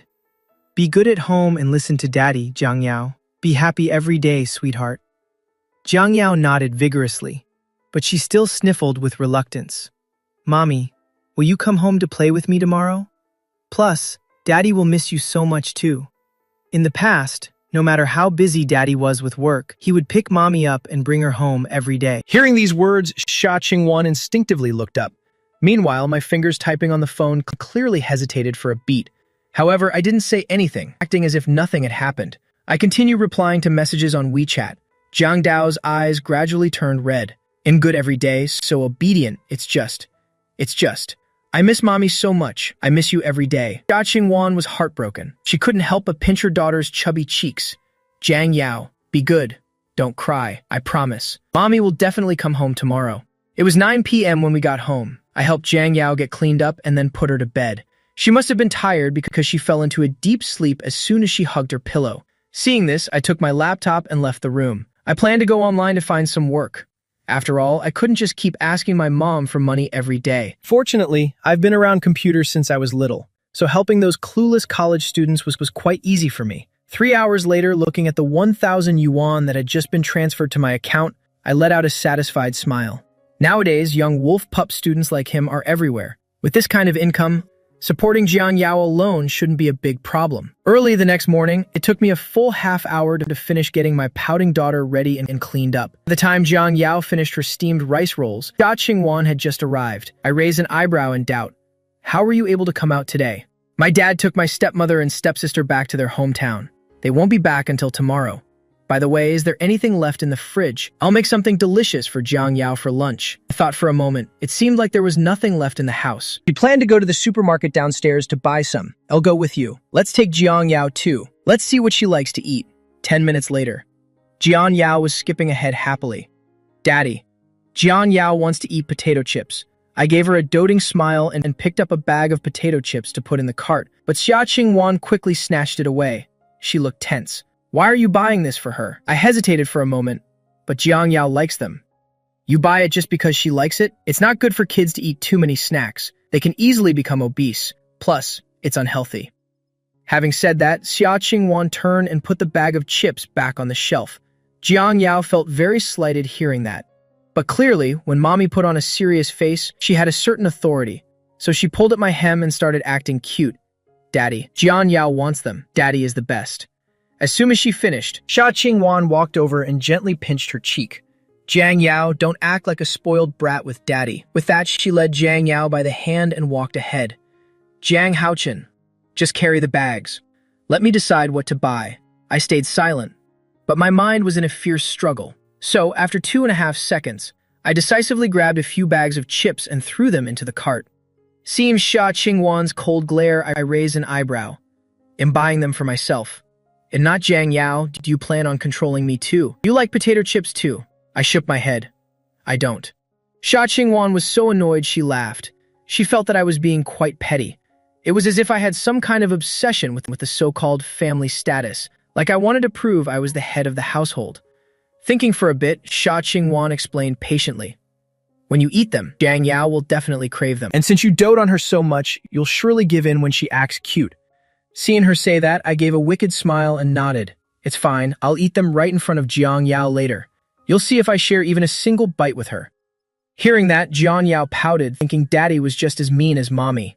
Jia Qingwan didn't know whether to laugh or cry. Why was this guy acting exactly like a child? But through their recent interactions, she had come to understand my personality. The typical type who responds to kindness but not force. Thinking of this, she took a deep breath and used the gentlest tone possible. Jiang Haochen, whatever you want to eat, I'll cook it all for you this lunch. Can you not buy the potato chips anymore, please? Hearing that, my mind went blank instantly. My face quickly turned bright red too. Right after, I silently took all the chips out and put them back on the shelf. You actually have a point. After shopping and returning home, Jia Qingwan skillfully tied her apron on. Let me cook. Go play with Jiang Yao for a bit. I figured she rarely visited, so I didn't argue. Unexpectedly, just as I sat down with Jiang Yao for a bit, the phone suddenly rang. The screen showed Lin Hui. I glanced at Jia Qingwan in the kitchen and answered, Mom, if there's nothing important, I'm hanging up. That first sentence almost made Lin Hui lose her cool. You brat, what kind of talk is that? Get up quickly, I'm already downstairs. Hearing that, I froze instantly. Why didn't you tell me in advance? Lin Hui snorted. Do I need to report to you when I visit? We make dumplings today. I brought some over for you. So you don't have to eat takeout every day. It's not even a holiday today. And the family suddenly made dumplings. I guess she made them specifically as an excuse to visit me. She probably wanted to use the weekend to visit the son she hadn't seen in a while. Thinking of this, I couldn't help but feel a bit touched. Maybe you should turn the car around now. There's still time. After hearing me, Lin Hui was stunned. You little brat, are you even speaking human language? No, it's just that I'm not at home. Save it, just open the door. I can hear the cartoons you're watching. I fell silent. I glanced at Jiang Yao on the sofa, then at Xia Qingwan cooking in the kitchen. I felt like I was being caught red-handed, and while I was still in a daze, then Hui outside began knocking on the door. "Open the door already!" Hearing the noise, Xia Qingwan came out, looking at me with some confusion. I spread my hands helplessly. "My mom is here."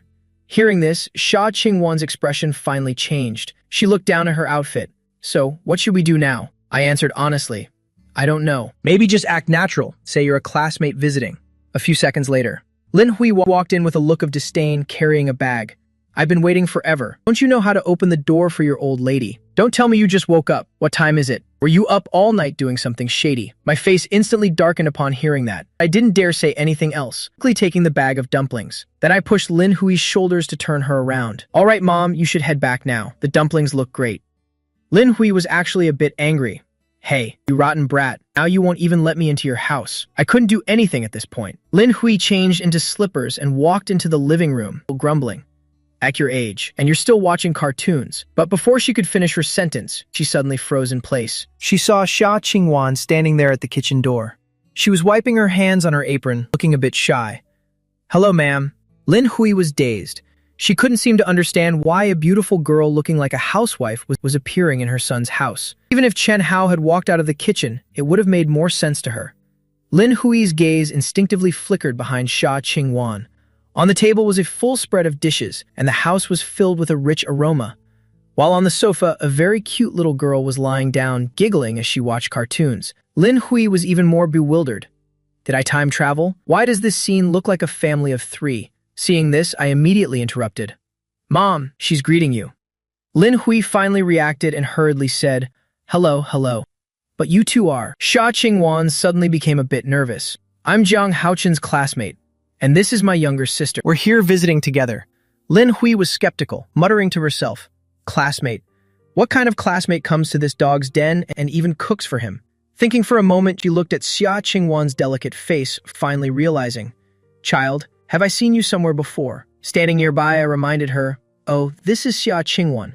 Last time when you went to the parents' conference, you saw her at the school awards ceremony. At the time, you told me she was really beautiful, against a great figure. You talked about her all the way home." By now, Lin Hui completely remembered. She had seen her once from afar in the stands. "Is she the one who ranks 6th in the whole grade?" Xia Qingwan nodded shyly, her ears burning hot. Seeing this, Lin Hui secretly admired her. At the time, she thought if this girl were her daughter-in-law, the future grandkids would definitely be pretty and cute. But now, Such a beautiful girl was in her house cooking for her son.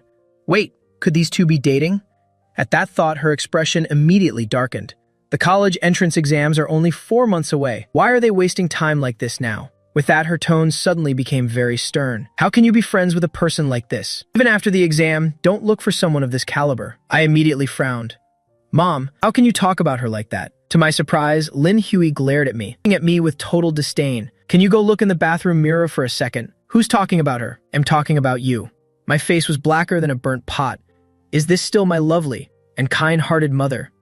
Lin Hui turned back, advising sincerely, "Child, your grades are so good and you're so beautiful. You'll have a bright future. Right now, you must focus on your exams. Don't think about anything else. With your standards, you'll have no shortage of good boys. Absolutely do not let this rotten brat trick you." Xia Qingwan looked very embarrassed. Ma'am, Jiang Haochen is actually very good." Honestly, she had never met a mother like this. Clearly, her words weren't very pleasant, but Xia Qingwan could feel that the bond between the mother and son was truly strong. She was quite an adorable mother. "He doesn't bully you, does he? I mean, he hasn't made any improper moves on you, has he?" Xia Qingwan obediently shook her head. "No, not at all." Seeing this, I grumbled dissatisfaction. "We have a traitor among us. Why do you keep hating on me like this?" Lin Hui looked even more disgusted, giving a cold sneer. "Don't you remember all the trouble you caused in middle school, and you expect me to be nice to you?" I waved my hand. "Well, you're the one who gave birth to this rotten brat." Setting everything else aside, You have to take half the responsibility. Lin Hui didn't even bother with me anymore, smiling brightly at Xia Qingwan. "Child, I came to bring him dumplings. You two have some together for lunch." Then she looked at Jiang Yao. "What an adorable child, just as beautiful as your sister." Hearing the compliment, Jiang Yao peeked out from behind her mom. "Grandma is beautiful too." The smile on Lin Hui's lips remained. "Grandma." Xia Qingwan quickly hugged Jiang Yao to explain, She's a bit clingy. She likes to call beautiful ladies grandma." This sentence made Lin Hui's smile even broader. However, her gaze still couldn't help but linger on Jiang Yao's face for a long time. She felt this little girl looked somewhat familiar, as if she had seen her somewhere before. I don't have anything else today, just dropping off food. Lin Hui turned back toward the door. You two have fun, I'm heading home. She felt that her staying there would make Sha Qingwen a bit nervous, like a daughter-in-law meeting her mother-in-law for the first time. Hearing this, Sha Qingwen felt it wasn't quite right, saying softly, "Ma'am, please stay and eat with us." After saying it, her face turned a little red. This invitation made it seem as if she were the lady of the house. Lin Hui quickly waved her hand.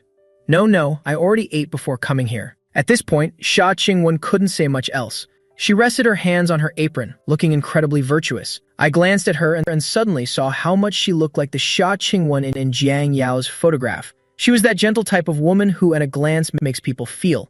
She's a virtuous wife and a good mother. Then I pouted. You just got here, why are you leaving already? Coming all this way just to deliver dumplings. If you wanted to see me, Just call and I'll come home immediately. Lin Hui responded nonchalantly. If you come home, it's only for one night, and you're back at school on Monday. The commute is too tiring. I sighed helplessly. Then isn't it tiring for you to come here? Since when do you tell me what to do? Lin Hui wanted to say something more, but thought better of it, finding it too sentimental. Finally just snorted. With such a beautiful girl as your friend, you better appreciate your luck, and don't you dare bully her. I couldn't bully her even if I tried, I said as I started putting on my shoes. I'll walk you downstairs. This time, Lin Hui didn't refuse. Even though her son was grown up, he was still just a high schooler, and as a mother, she really had a few things to ask Sha Qingwen. Qingwen gripped the edge of her apron, saying softly, "Goodbye, ma'am." Jiang Yao also waved reluctantly. "Goodbye, Grandma." Grandma and Grandpa had always been wonderful to her. Sometimes when Mommy and Daddy were busy working, it was Grandma and Grandpa who watched her, taking her to school every single day. But back then, Grandma's hair had mostly turned gray. Now she looked so incredibly young and beautiful. "Goodbye, little one." Lin Hui smiled, not paying much mind to the way she was addressed. After that, I walked with Mom downstairs. Lin Hui frowned at me. "Is she really just a classmate? Is there really nothing else between you?" I nodded casually. "A classmate who comes to your house to cook for you, then that girl." Lin Hui paused for a long time before continuing. "She must be quite the animal lover, but still, don't get fresh just because she's beautiful. I'm not kidding. Don't you dare affect her studies for the top universities. Understand?" I sighed as I walked with her out of the complex. "Mom, am I some kind of street thug or something?" Since you're here, why not stay? "I wasn't chasing you away. Why the rush?" Lin Hui opened the car door and said bluntly, "I'm not crazy. Your female classmate is visiting. You want me to stay and be a third wheel? You're not a kid anymore. You should know better what you should and shouldn't do. All right, I'm off." With that, she leisurely drove away. When I returned home, Sha Qingwen was holding a spatula, stepping out of the kitchen once more. Her expression was still a bit worried. "Did your mom say anything?" I shook my head. "Nothing much." My phone buzzed with a message from Her Majesty. "Sent you 3,000 yuan," followed by a note. "Don't be stingy. With me if you need more." I generously showed the phone to Sha Qingwen. "My mom just sent me some money." Sha Qingwen leaned in for a closer look. "What does she mean by this?" I frowned in silence for a moment, then whispered, "Well, International Women's Day is coming up." He probably wants me to buy you a gift. Sha Qingwen acted as if she hadn't heard that. Honestly, the meeting with Lin Hui earlier was far from what she had imagined. She wasn't arrogant at all, unlike a typical overbearing parent, which was the complete opposite of the strong-willed Zhao Ziqing. They were like two entirely different extremes. Therefore, Sha Qingwen truly admired our relationship. However, though she knew she shouldn't think this way, Sha Qingwen still couldn't stop a rather strange thought from popping into her head. Being her daughter-in-law would surely be a wonderful thing. Sha Qingwen gently tucked her hair behind her ear, looking a bit flustered as she turned away. "Let's just eat first." To be honest, this beauty surnamed Sha really was a born-perfect wife. With very simple ingredients, she made dishes that Jiang Yao ate with great gusto. After lunch, I took the initiative to wash the dishes. Sha Qingwen played with Jiang Yao for a while, then took her into the room to coax her into a nap. By the time I stepped out of the kitchen, Sha Qingwen was just carefully closing the bedroom door. She put a finger to her lips. "Shh. She's asleep. Let's speak quietly." But as soon as she said it, her face suddenly flushed. "Wait, why does it feel like a couple who just put their kid to bed, then sneak off to another room for some intimacy?" I didn't notice her awkwardness, and asked, "What are we doing this afternoon?" "Exam prep?" I brought my backpack. "Show me the practice exams you've done lately." With that, Sha Qingwen sat at the clean table, taking things out of her bag. Seeing me still standing there, she couldn't help but tap the table with her pen. "Why are you just standing there in a daze? Hurry up, let's make use of the time." I took out my practice papers for her to check. Sha Qingwan examined them very thoroughly. And by the time she finished, her expression had softened significantly. She could see that I had actually put in the effort. Though the English exam was still a mess, it was much better than before. Then she asked seriously, "Are there parts of these mistakes you don't understand? I can explain them to you." I leaned back lazily in my chair, nodding with great arrogance. I usually don't make the same mistake twice. Sha Qingwan was skeptical. "Why are your grades so bad?" My mom usually didn't manage me much. I'd go home and play games until midnight. Where would I find time to study? With that, I sat up and started flipping through the exams. "You really like games that much? It's okay, just to kill time." Sha Qingwan suddenly went silent, looking somewhat dazed. She suddenly remembered that day when I took my gear to sell the consoles and games. Those were probably things I really loved. I mimicked her and tapped the table hard. "So, are you going to teach me or not? If you want to stare at me, just do it. Don't use studying as an excuse." Sha Qingwan snapped out of her thoughts, frowning as she glared at me. "Who would want to stare at you?" I was just spaced out for a moment. "It's just that I've never seen anyone under 600 points. Who could be so arrogant?" I felt like I had just been looked down upon by her. Holding the pen, I muttered, "Just wait until the next monthly exam. I'll overtake you." Regarding my intentional omission of a few words, Sha Qingwan wasn't angry at all, finding it quite amusing instead, but I got 688. With that, Sha Qingwan couldn't help but smile, rarely teasing me with a joke, that "I'll just wait for you to overtake me. Don't say it if you can't do it." Sha Qingwan paused for a beat, then emphasized every word. "You're a man, after all." Hearing that 688 figure, I immediately became well-behaved. After that, Sha Qingwan stopped teasing me and seriously began explaining the wrong answers to me. Even though she was a top student, she was extremely patient. And similarly, Sha Qingwan discovered that I really wasn't bragging. Not only was my comprehension incredibly good, but my memory was also remarkably good. By the time we snapped out of it, the clock on the wall already showed it was dusk. At this moment, Jiang Yao stepped out of the room, rubbing her eyes. Seeing Sha Qingwan packing her bag, she asked sleepily, "Mommy, where are you going?" Sha Qingwan pinched her cheek. "I have to go home. I can't stay and fight you and Daddy for the bed, can I?" Jiang Yao let out a slightly unhappy sound. "Oh, I thought you would sleep with me tonight. It would be so good if Daddy were here too. Please come visit me again soon, but if you leave now, it'll be a long, long time before I see you again." With that, Jiang Yao rushed over, burying her chubby face in her mother's lap.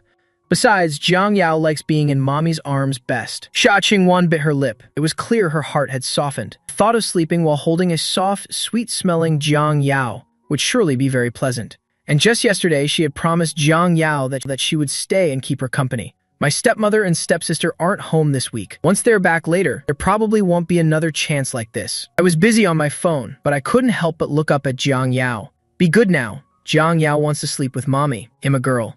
Sha Qingwan hesitated for a moment. "Staying at your place like this isn't quite right, is it?" She didn't have to worry about me doing anything. I don't know why, but after spending some time together, she actually trusts me completely. I looked at her confused.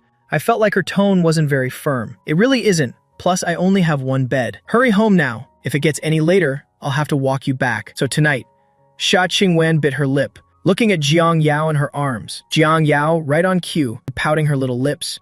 "Mommy is the best, so tonight." Sha Qingwan paused for a moment, looked at me and said, "The living room is yours." My face went blank at that. We aren't even married yet, and I'm already being kicked to the living room with a blanket. How could I take such a slight? So I pouted and said, "What if you can't help yourself and try something naughty at night? My mom even warned you today not to get handsy with me." "Did your mom really say that?" Sha Qingwan looked at my 179 centimeters height. She found it ridiculous. Like I could ever overpower you. My face turned bright red immediately. It took me a while to squeeze out a reply. "Well, wouldn't Jiang Yao be there to help you? Jiang Yao and I together can overpower you," Sha Qingwan asked. I felt like she was being led astray by me. And Jiang Yao, seeing me about to ruin her plans, got all flustered too. Hurriedly shouted at me, "Daddy, don't bully mommy." I fell silent at that. Actually, I didn't resist the idea too much. It's just that I felt Sha Qingwan seemed too unguarded around me. In any case, this wasn't a bad thing. After finishing dinner, I sat on the sofa playing on my phone. Occasionally, I looked up. Sha Qingwan was at the desk teaching Jiang Yao how to write. The cold and aloof campus belle in the eyes of others now had eyes overflowing with tenderness. "Jiang Yao, you haven't written this stroke correctly. Then mommy, hold my hand and teach me." Looking at the two beauties, big and small with such similar faces, I really had the illusion of a warm home. Or rather, it wasn't exactly an illusion, because Jiang Yao truly shares my flesh and blood. And as for Sha Qingwan, from the moment Jiang Yao appeared, she and I had been bound by complex, inseparable ties. By 9 p.m., Jiang Yao finally started getting sleepy. She squinted her eyes and yawned repeatedly, like a sleepy little kitten. Sha Qingwen led Jiang Yao to the bathroom to wash up. Then she carried her into the bedroom.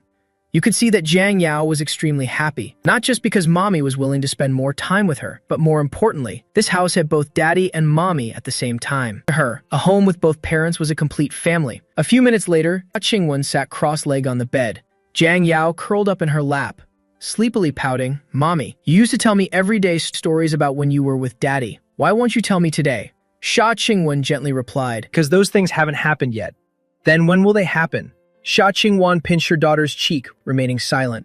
It took another half hour for Jiang Yao to drift into a deep sleep. Even in her dreams, a sweet smile remained on her face. She held onto her mother's arm tightly, as if holding a priceless treasure. Sha Qingwen carefully pulled her arm away and walked to the bedroom door. She spoke up. "Jiang Haochen, Jiang Yao, and I are going to sleep. You should get some rest early too." I looked up from my phone and replied, "Remember to lock the door. That way, if you open it in the middle of the night, I'll hear you." Hearing this, Sha Qingwen pouted crossly. She didn't even bother replying. She locked the door and went back to bed. In the darkness, Sha Qingwen felt her daughter's warm, soft body holding her tight, her little mouth murmuring, "Mommy." Meanwhile, out in the living room, there were occasional very faint footsteps, but it was clear the person was walking softly on purpose. These tiny sounds actually gave Sha Qingwen a strange sense of security, so she quickly drifted off to sleep.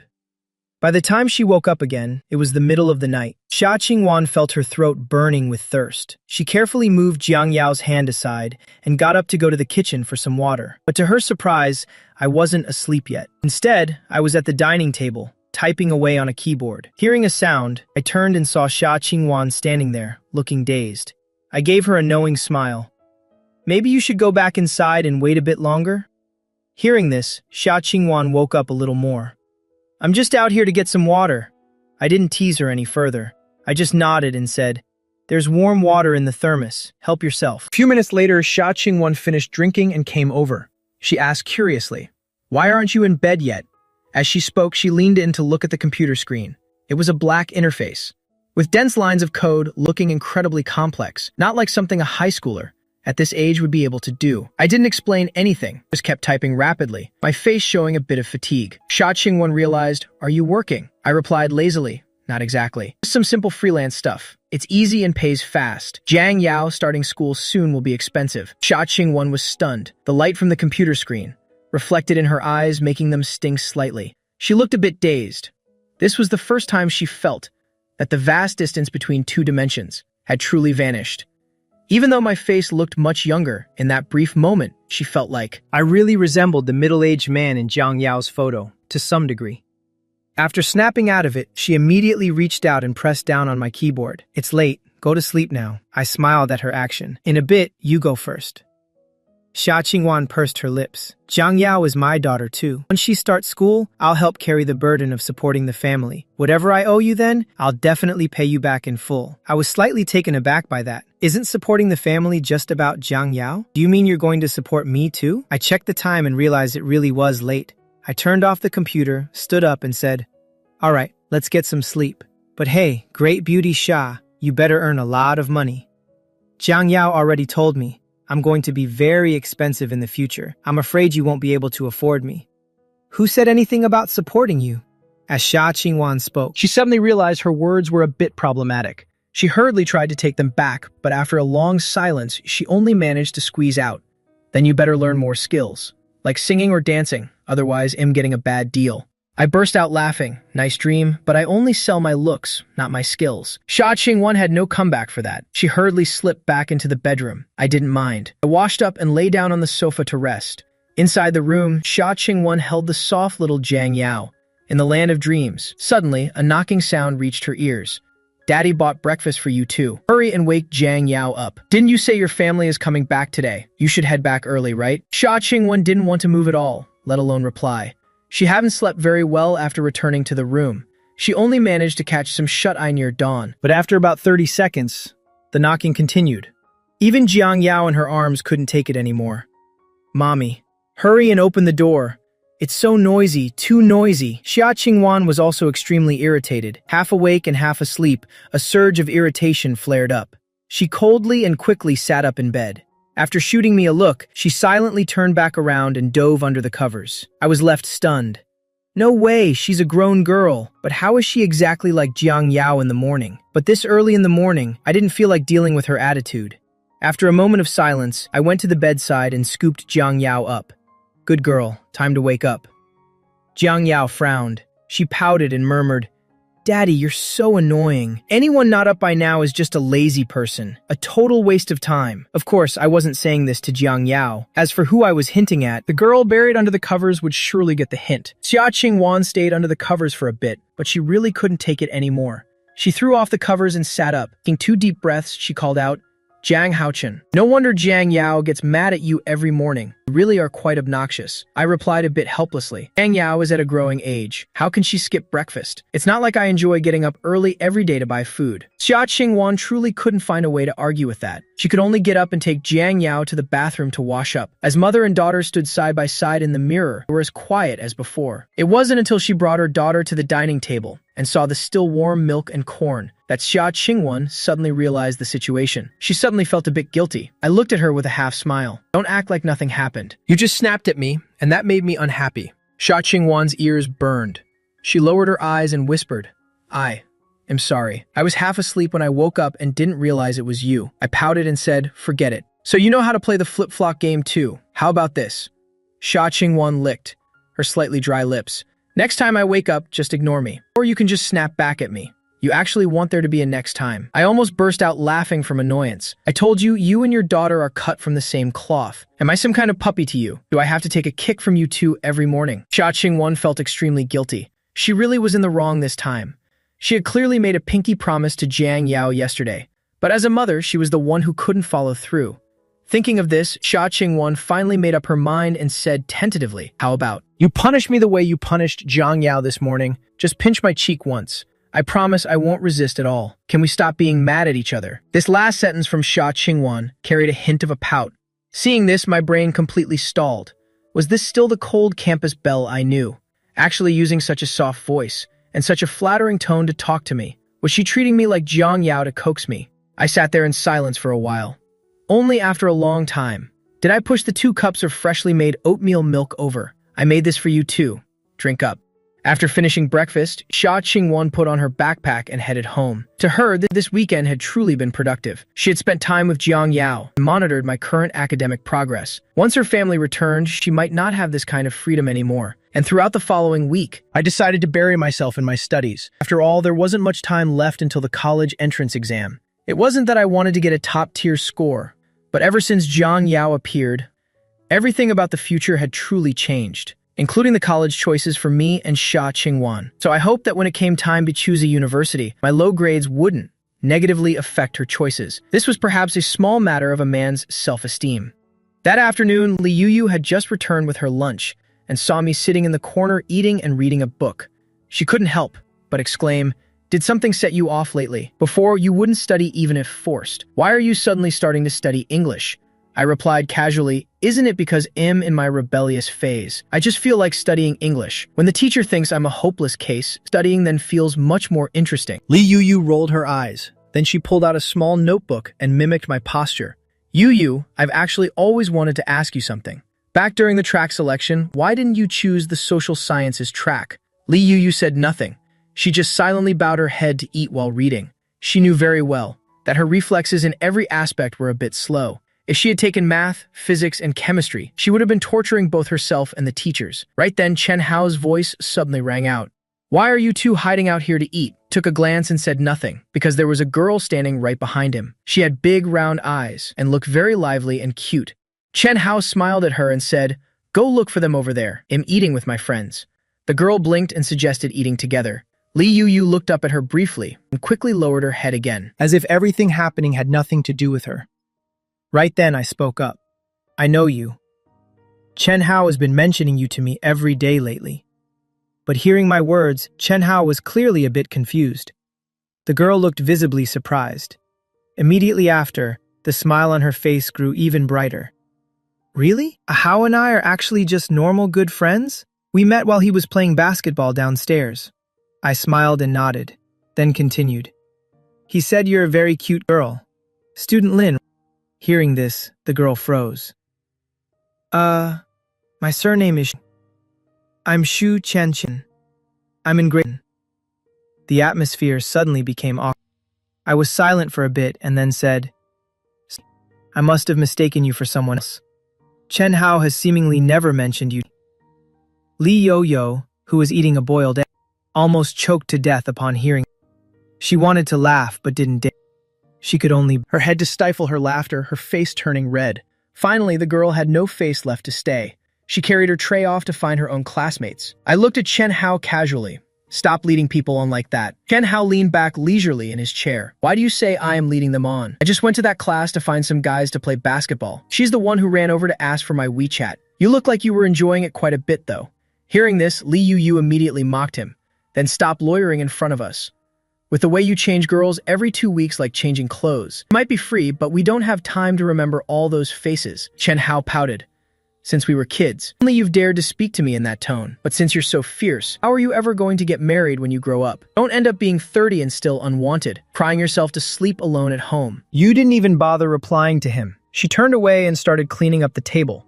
She seemed truly a bit upset. Seeing this, Chen Hao scratched his head. I was just teasing you. Are you mad again? Li Yu remained expressionless. No, my temper really isn't good, and my looks aren't all that. What you said wasn't wrong at all. Chen Hao was stunned for a moment. I only said it's hard for you to marry because you're too fierce. I never said your looks weren't all that. Tell you what, if you're 30 and still single as a Pringle, I'll reluctantly take you off the market. Li Yu looked up. She said disdainfully, even if at 30, you still haven't tricked some wife with that face, I would absolutely never consider a jerk like you. With that, she picked up her tray and left immediately. And when I heard that, my hand trembled slightly. Hey, don't say it so definitely. That's a huge flag you just planted there. But thinking back, I realized, based on our daughter's age, Xia Qingwan and I didn't get married until after 30 either. But based on what Jiang Yao said, Xia Qingwan and I must have gone through a lot to finally be together. But the two of us originally had no connection. How could we fall in love after graduating college and head towards marriage? At that thought, I pulled out my phone and sent a text to the great beauty Xia. Qingwan, let me ask you something. Perhaps seeing that my tone was somewhat serious, Qingwan replied very quickly, but she also seemed not to understand what I meant, so she just sent back a single question mark. I continued typing on the screen. Text sent. Back then, who chased who? Do you know? Qingwan was stunned. She froze for a long time before texting back. By back then, I guess you mean the future? How should I know? You have to ask Jiang Yao that. I recalled everything Jiang Yao had said over the past few days. I finally reached a conclusion. Jiang Yao says you're always fighting her for daddy. It seems that you must have chased me like crazy back then. That's why you end up being jealous of your own daughter. The sharp reasoning left Xia Qingwan silent for a while. Then she texted back. Jiang Yao also said I make you kneel on a washboard. You just obediently kneel on that washboard. Why couldn't it be that you chased me? Xia Qingwan understood her own personality very well. If it wasn't someone she truly liked, no amount of chasing would ever work. Therefore, she didn't think she'd be like those young girls, chasing after someone like crazy. Of course, I thought so too. So I decided to go home and get the truth from Jiang Yao. In the end, both of us sent the exact same message at the same time, into the chat box. Anyway, it definitely wasn't me. So when I got home that evening, I immediately asked Jiang Yao about it. To my surprise, Jiang Yao said with a proud look, when Mommy was still in school, there were so many boys who liked her, but Mommy didn't pay any attention to any of them, not until she met Daddy after graduation. At this point, I had turned on the speakerphone. Xia Qingwan on the other end was also silently waiting for her daughter's next answer. Mommy said Daddy liked her first. Daddy had to chase her for a long time before she agreed. As she spoke, Jiang Yao bit her finger as if reminiscing. But Daddy said that on the day you two became a couple, it was Mommy who took the initiative to confess first. And she even stood on her tiptoes to kiss Daddy. Hearing this, both Xia Qingwan and I fell silent. It seemed that even Jiang Yao didn't know the exact answer. So, was this a romance between two tsunderes? Xia Qingwan hesitated for a moment and decided to strike first. She just gave a cold laugh and said, I didn't think you'd be so persistent. You certainly have patience, don't you? I immediately countered, it's nothing special. On your confession day, you even had to stand on tiptoes to kiss me. That must have been quite a struggle for you. These words left Xia Qingwan a bit embarrassed. She really found it hard to imagine that with her personality, she would ever do something so proactive. But according to what Jiang Yao said, plus the height difference between us, if I didn't lower my head, she really would have to stand on her tiptoes. As for me, I was also a bit bothered. I didn't think I'd have to chase her for so long to get a yes, Jiang Yao.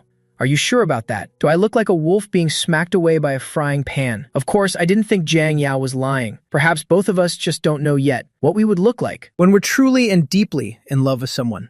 In the time that followed, although we called each other every day, our opportunities to meet in person decreased significantly, partly due to busy studies, and partly because Xia Qingwan had to keep an eye on her family. Until one day near the end of March, I suddenly felt a sharp, intense pain in my abdomen.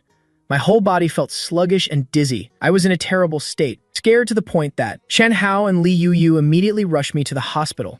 But what I didn't expect was, after looking at my x-ray, the doctor suddenly sighed. Being so young, what a pity. Let's just cut it off. Hearing that, my whole body froze. A bunch of question marks appeared above my head. Only then did the doctor slowly smile and say, "Young man, don't worry. It's just acute appendicitis. Removing it will be fine." After hearing that, I immediately rolled my eyes. In my heart, I couldn't stop cursing him.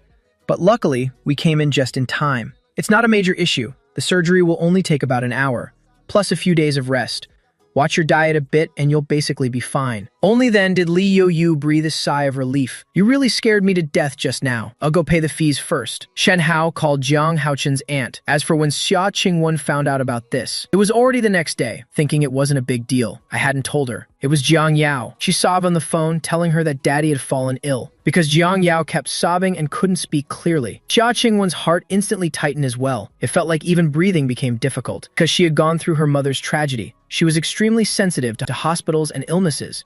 After asking which hospital it was, she rushed there in a taxi right after school. In the simple hospital room, Jiang Yao was lying beside the bed, gripping my hand tightly. Her voice was hoarse from crying. I gently pinched her cheek. "Be a good girl, Jiang Yao. Don't cry anymore. Daddy is okay." At that moment, Jiang Lingling came in from outside carrying a basin of water. Hearing Jiang Yao's cries, she also started sobbing. "Jiang Haochen, it breaks my heart to see you like this. You've never been this sick since you were little. How did things suddenly get to this point? You're the only grandson in our family." I was silent for a moment. Then I spoke up, "Auntie, I only had my appendix removed. It's not like I got sterilized." To my surprise, Jiang Lingling cried even harder. An incision on the belly. Just the thought of it is agonizing. The needle must have been so long. Just then, Xia Qingwan hurriedly pushed open the door and entered, seeing two beauties, one big and one small, by my bed, weeping so pitifully. Xia Qingwan panicked. "Jiang Haochen, what happened to you? You were clearly fine just last week." I looked at her in slight surprise. "It's just appendicitis. This little girl gets scared easily. She thought something happened to me." Xia Qingwan breathed a sigh of relief, but she still worriedly bit her lip. "Then what about her?" I smiled softly. "She's just a girl too." Seeing that Xia Qingwan still didn't believe me, I had to take out the x-ray and show it to her. After examining it very carefully, Xia Qingwan finally managed to relax. It took a while longer before I could comfort her and Jiang Yao to stop crying and make them believe that my body was perfectly fine. Then I pinched my daughter's ear. "Jiang Yao, stay at Auntie's for the next 2 days, okay? Daddy is really okay. If Jiang Yao keeps crying, Daddy will be very sad too." Then I looked at my aunt. "Auntie, you're pregnant, so please take Jiang Yao home to rest first." Xia Qingwan glanced at the darkness outside, and then looked at the many missed calls on her phone. Before coming here, she had only told her father and stepmother one thing, that she was going to the hospital to visit a classmate. After thinking for a moment, Xia Qingwan texted her father, "I'll stay here tonight to look after my friend." After sending it, she locked the screen and put her phone in her bag. Then, she looked at the hesitating Jiang Lingling. "Ms. Jiang, please take Jiang Yao home. I'll stay here to watch over him." Jiang Lingling was stunned for a moment. She asked hesitantly, "Is that okay, dear?" Xia Qingwan nodded. "It's fine. With me here, Jiang Yao will surely feel at ease." Hearing that, Jiang Yao nodded. She gave a small yes. Her eyes were still red. As for me, I glanced at Xia Qingwan. I didn't say anything more. After Jiang Lingling took Jiang Yao home to rest, I looked at the clock. It was already 9:30, so I spoke up. "Xia Qingwan, you should go home too. Your school tomorrow. Text me when you get home." But Xia Qingwan didn't pay any attention to my words. She took off her coat and placed it on the visitor's chair next to the bed. She prepared to get some hot water. Seeing that she really intended to stay, I couldn't help but frown. "Didn't you say your family has been very strict lately? What if your stepmother and sister give you trouble later? I really don't have a major problem. I'll be fine after a few days of rest." Xia Qingwan's movements finally halted. She turned her head. Looking at me, she said gloomily, "When I was 7 years old, My mom said the exact same thing to me before she left. Hearing that, I was stunned. My throat tightened slightly, but I didn't know what to say. Xia Qingwan continued. That night, Mom told me to go home. She said that once I woke up from a sleep, she would be healthy again, that everything would be okay. That's why she always had a lingering fear of hospitals. After all, when she was a child, she had to stay in the hospital with her mother for years. These are things only those who have lived through them can understand. My heart also felt a bit heavy. I didn't want her to have to relive those painful memories from the past anymore. I quickly changed the subject. Didn't you say before that your family doesn't allow you to hang out with boys before graduation? I sat up, trying to force a smile, but I agitated the wound on my belly so it still stung. By then, what if your stepmother goes to school and reports me for puppy love? Then just tell them that I'm the one chasing you. After all, you've always thought that anyway. As she spoke, Xia Qingwan also smiled. Until you were fully recovered and not going anywhere. Having said that, Xia Qingwan didn't give me a chance to refuse. She turned and went straight to the restroom to fetch hot water. But what she didn't expect was, just as she stepped out into the hallway, her father, Xia Kaiming, called, "Qingwan, where are you now? Dad will come pick you up and take you home." Xia Qingwan hesitated for a long time before replying, "I'm at the hospital. My classmate is sick, since he helped me out a lot before. I want to stay and look after him for a bit. Is it that boy from last time?" Xia Qingwan remained silent.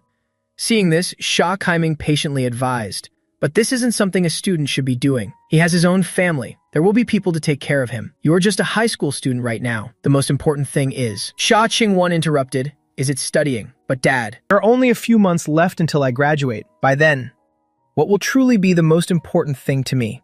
Hearing that, Xia Kaiming didn't know what else to say. Xia Qingwan gripped her phone tightly. She continued softly, "Dad, don't worry too much about certain things. It's just that I don't know how to tell you. Since I was little." Xia Qingwan had actually always hoped that whenever her father made a choice, he could favor her just for once.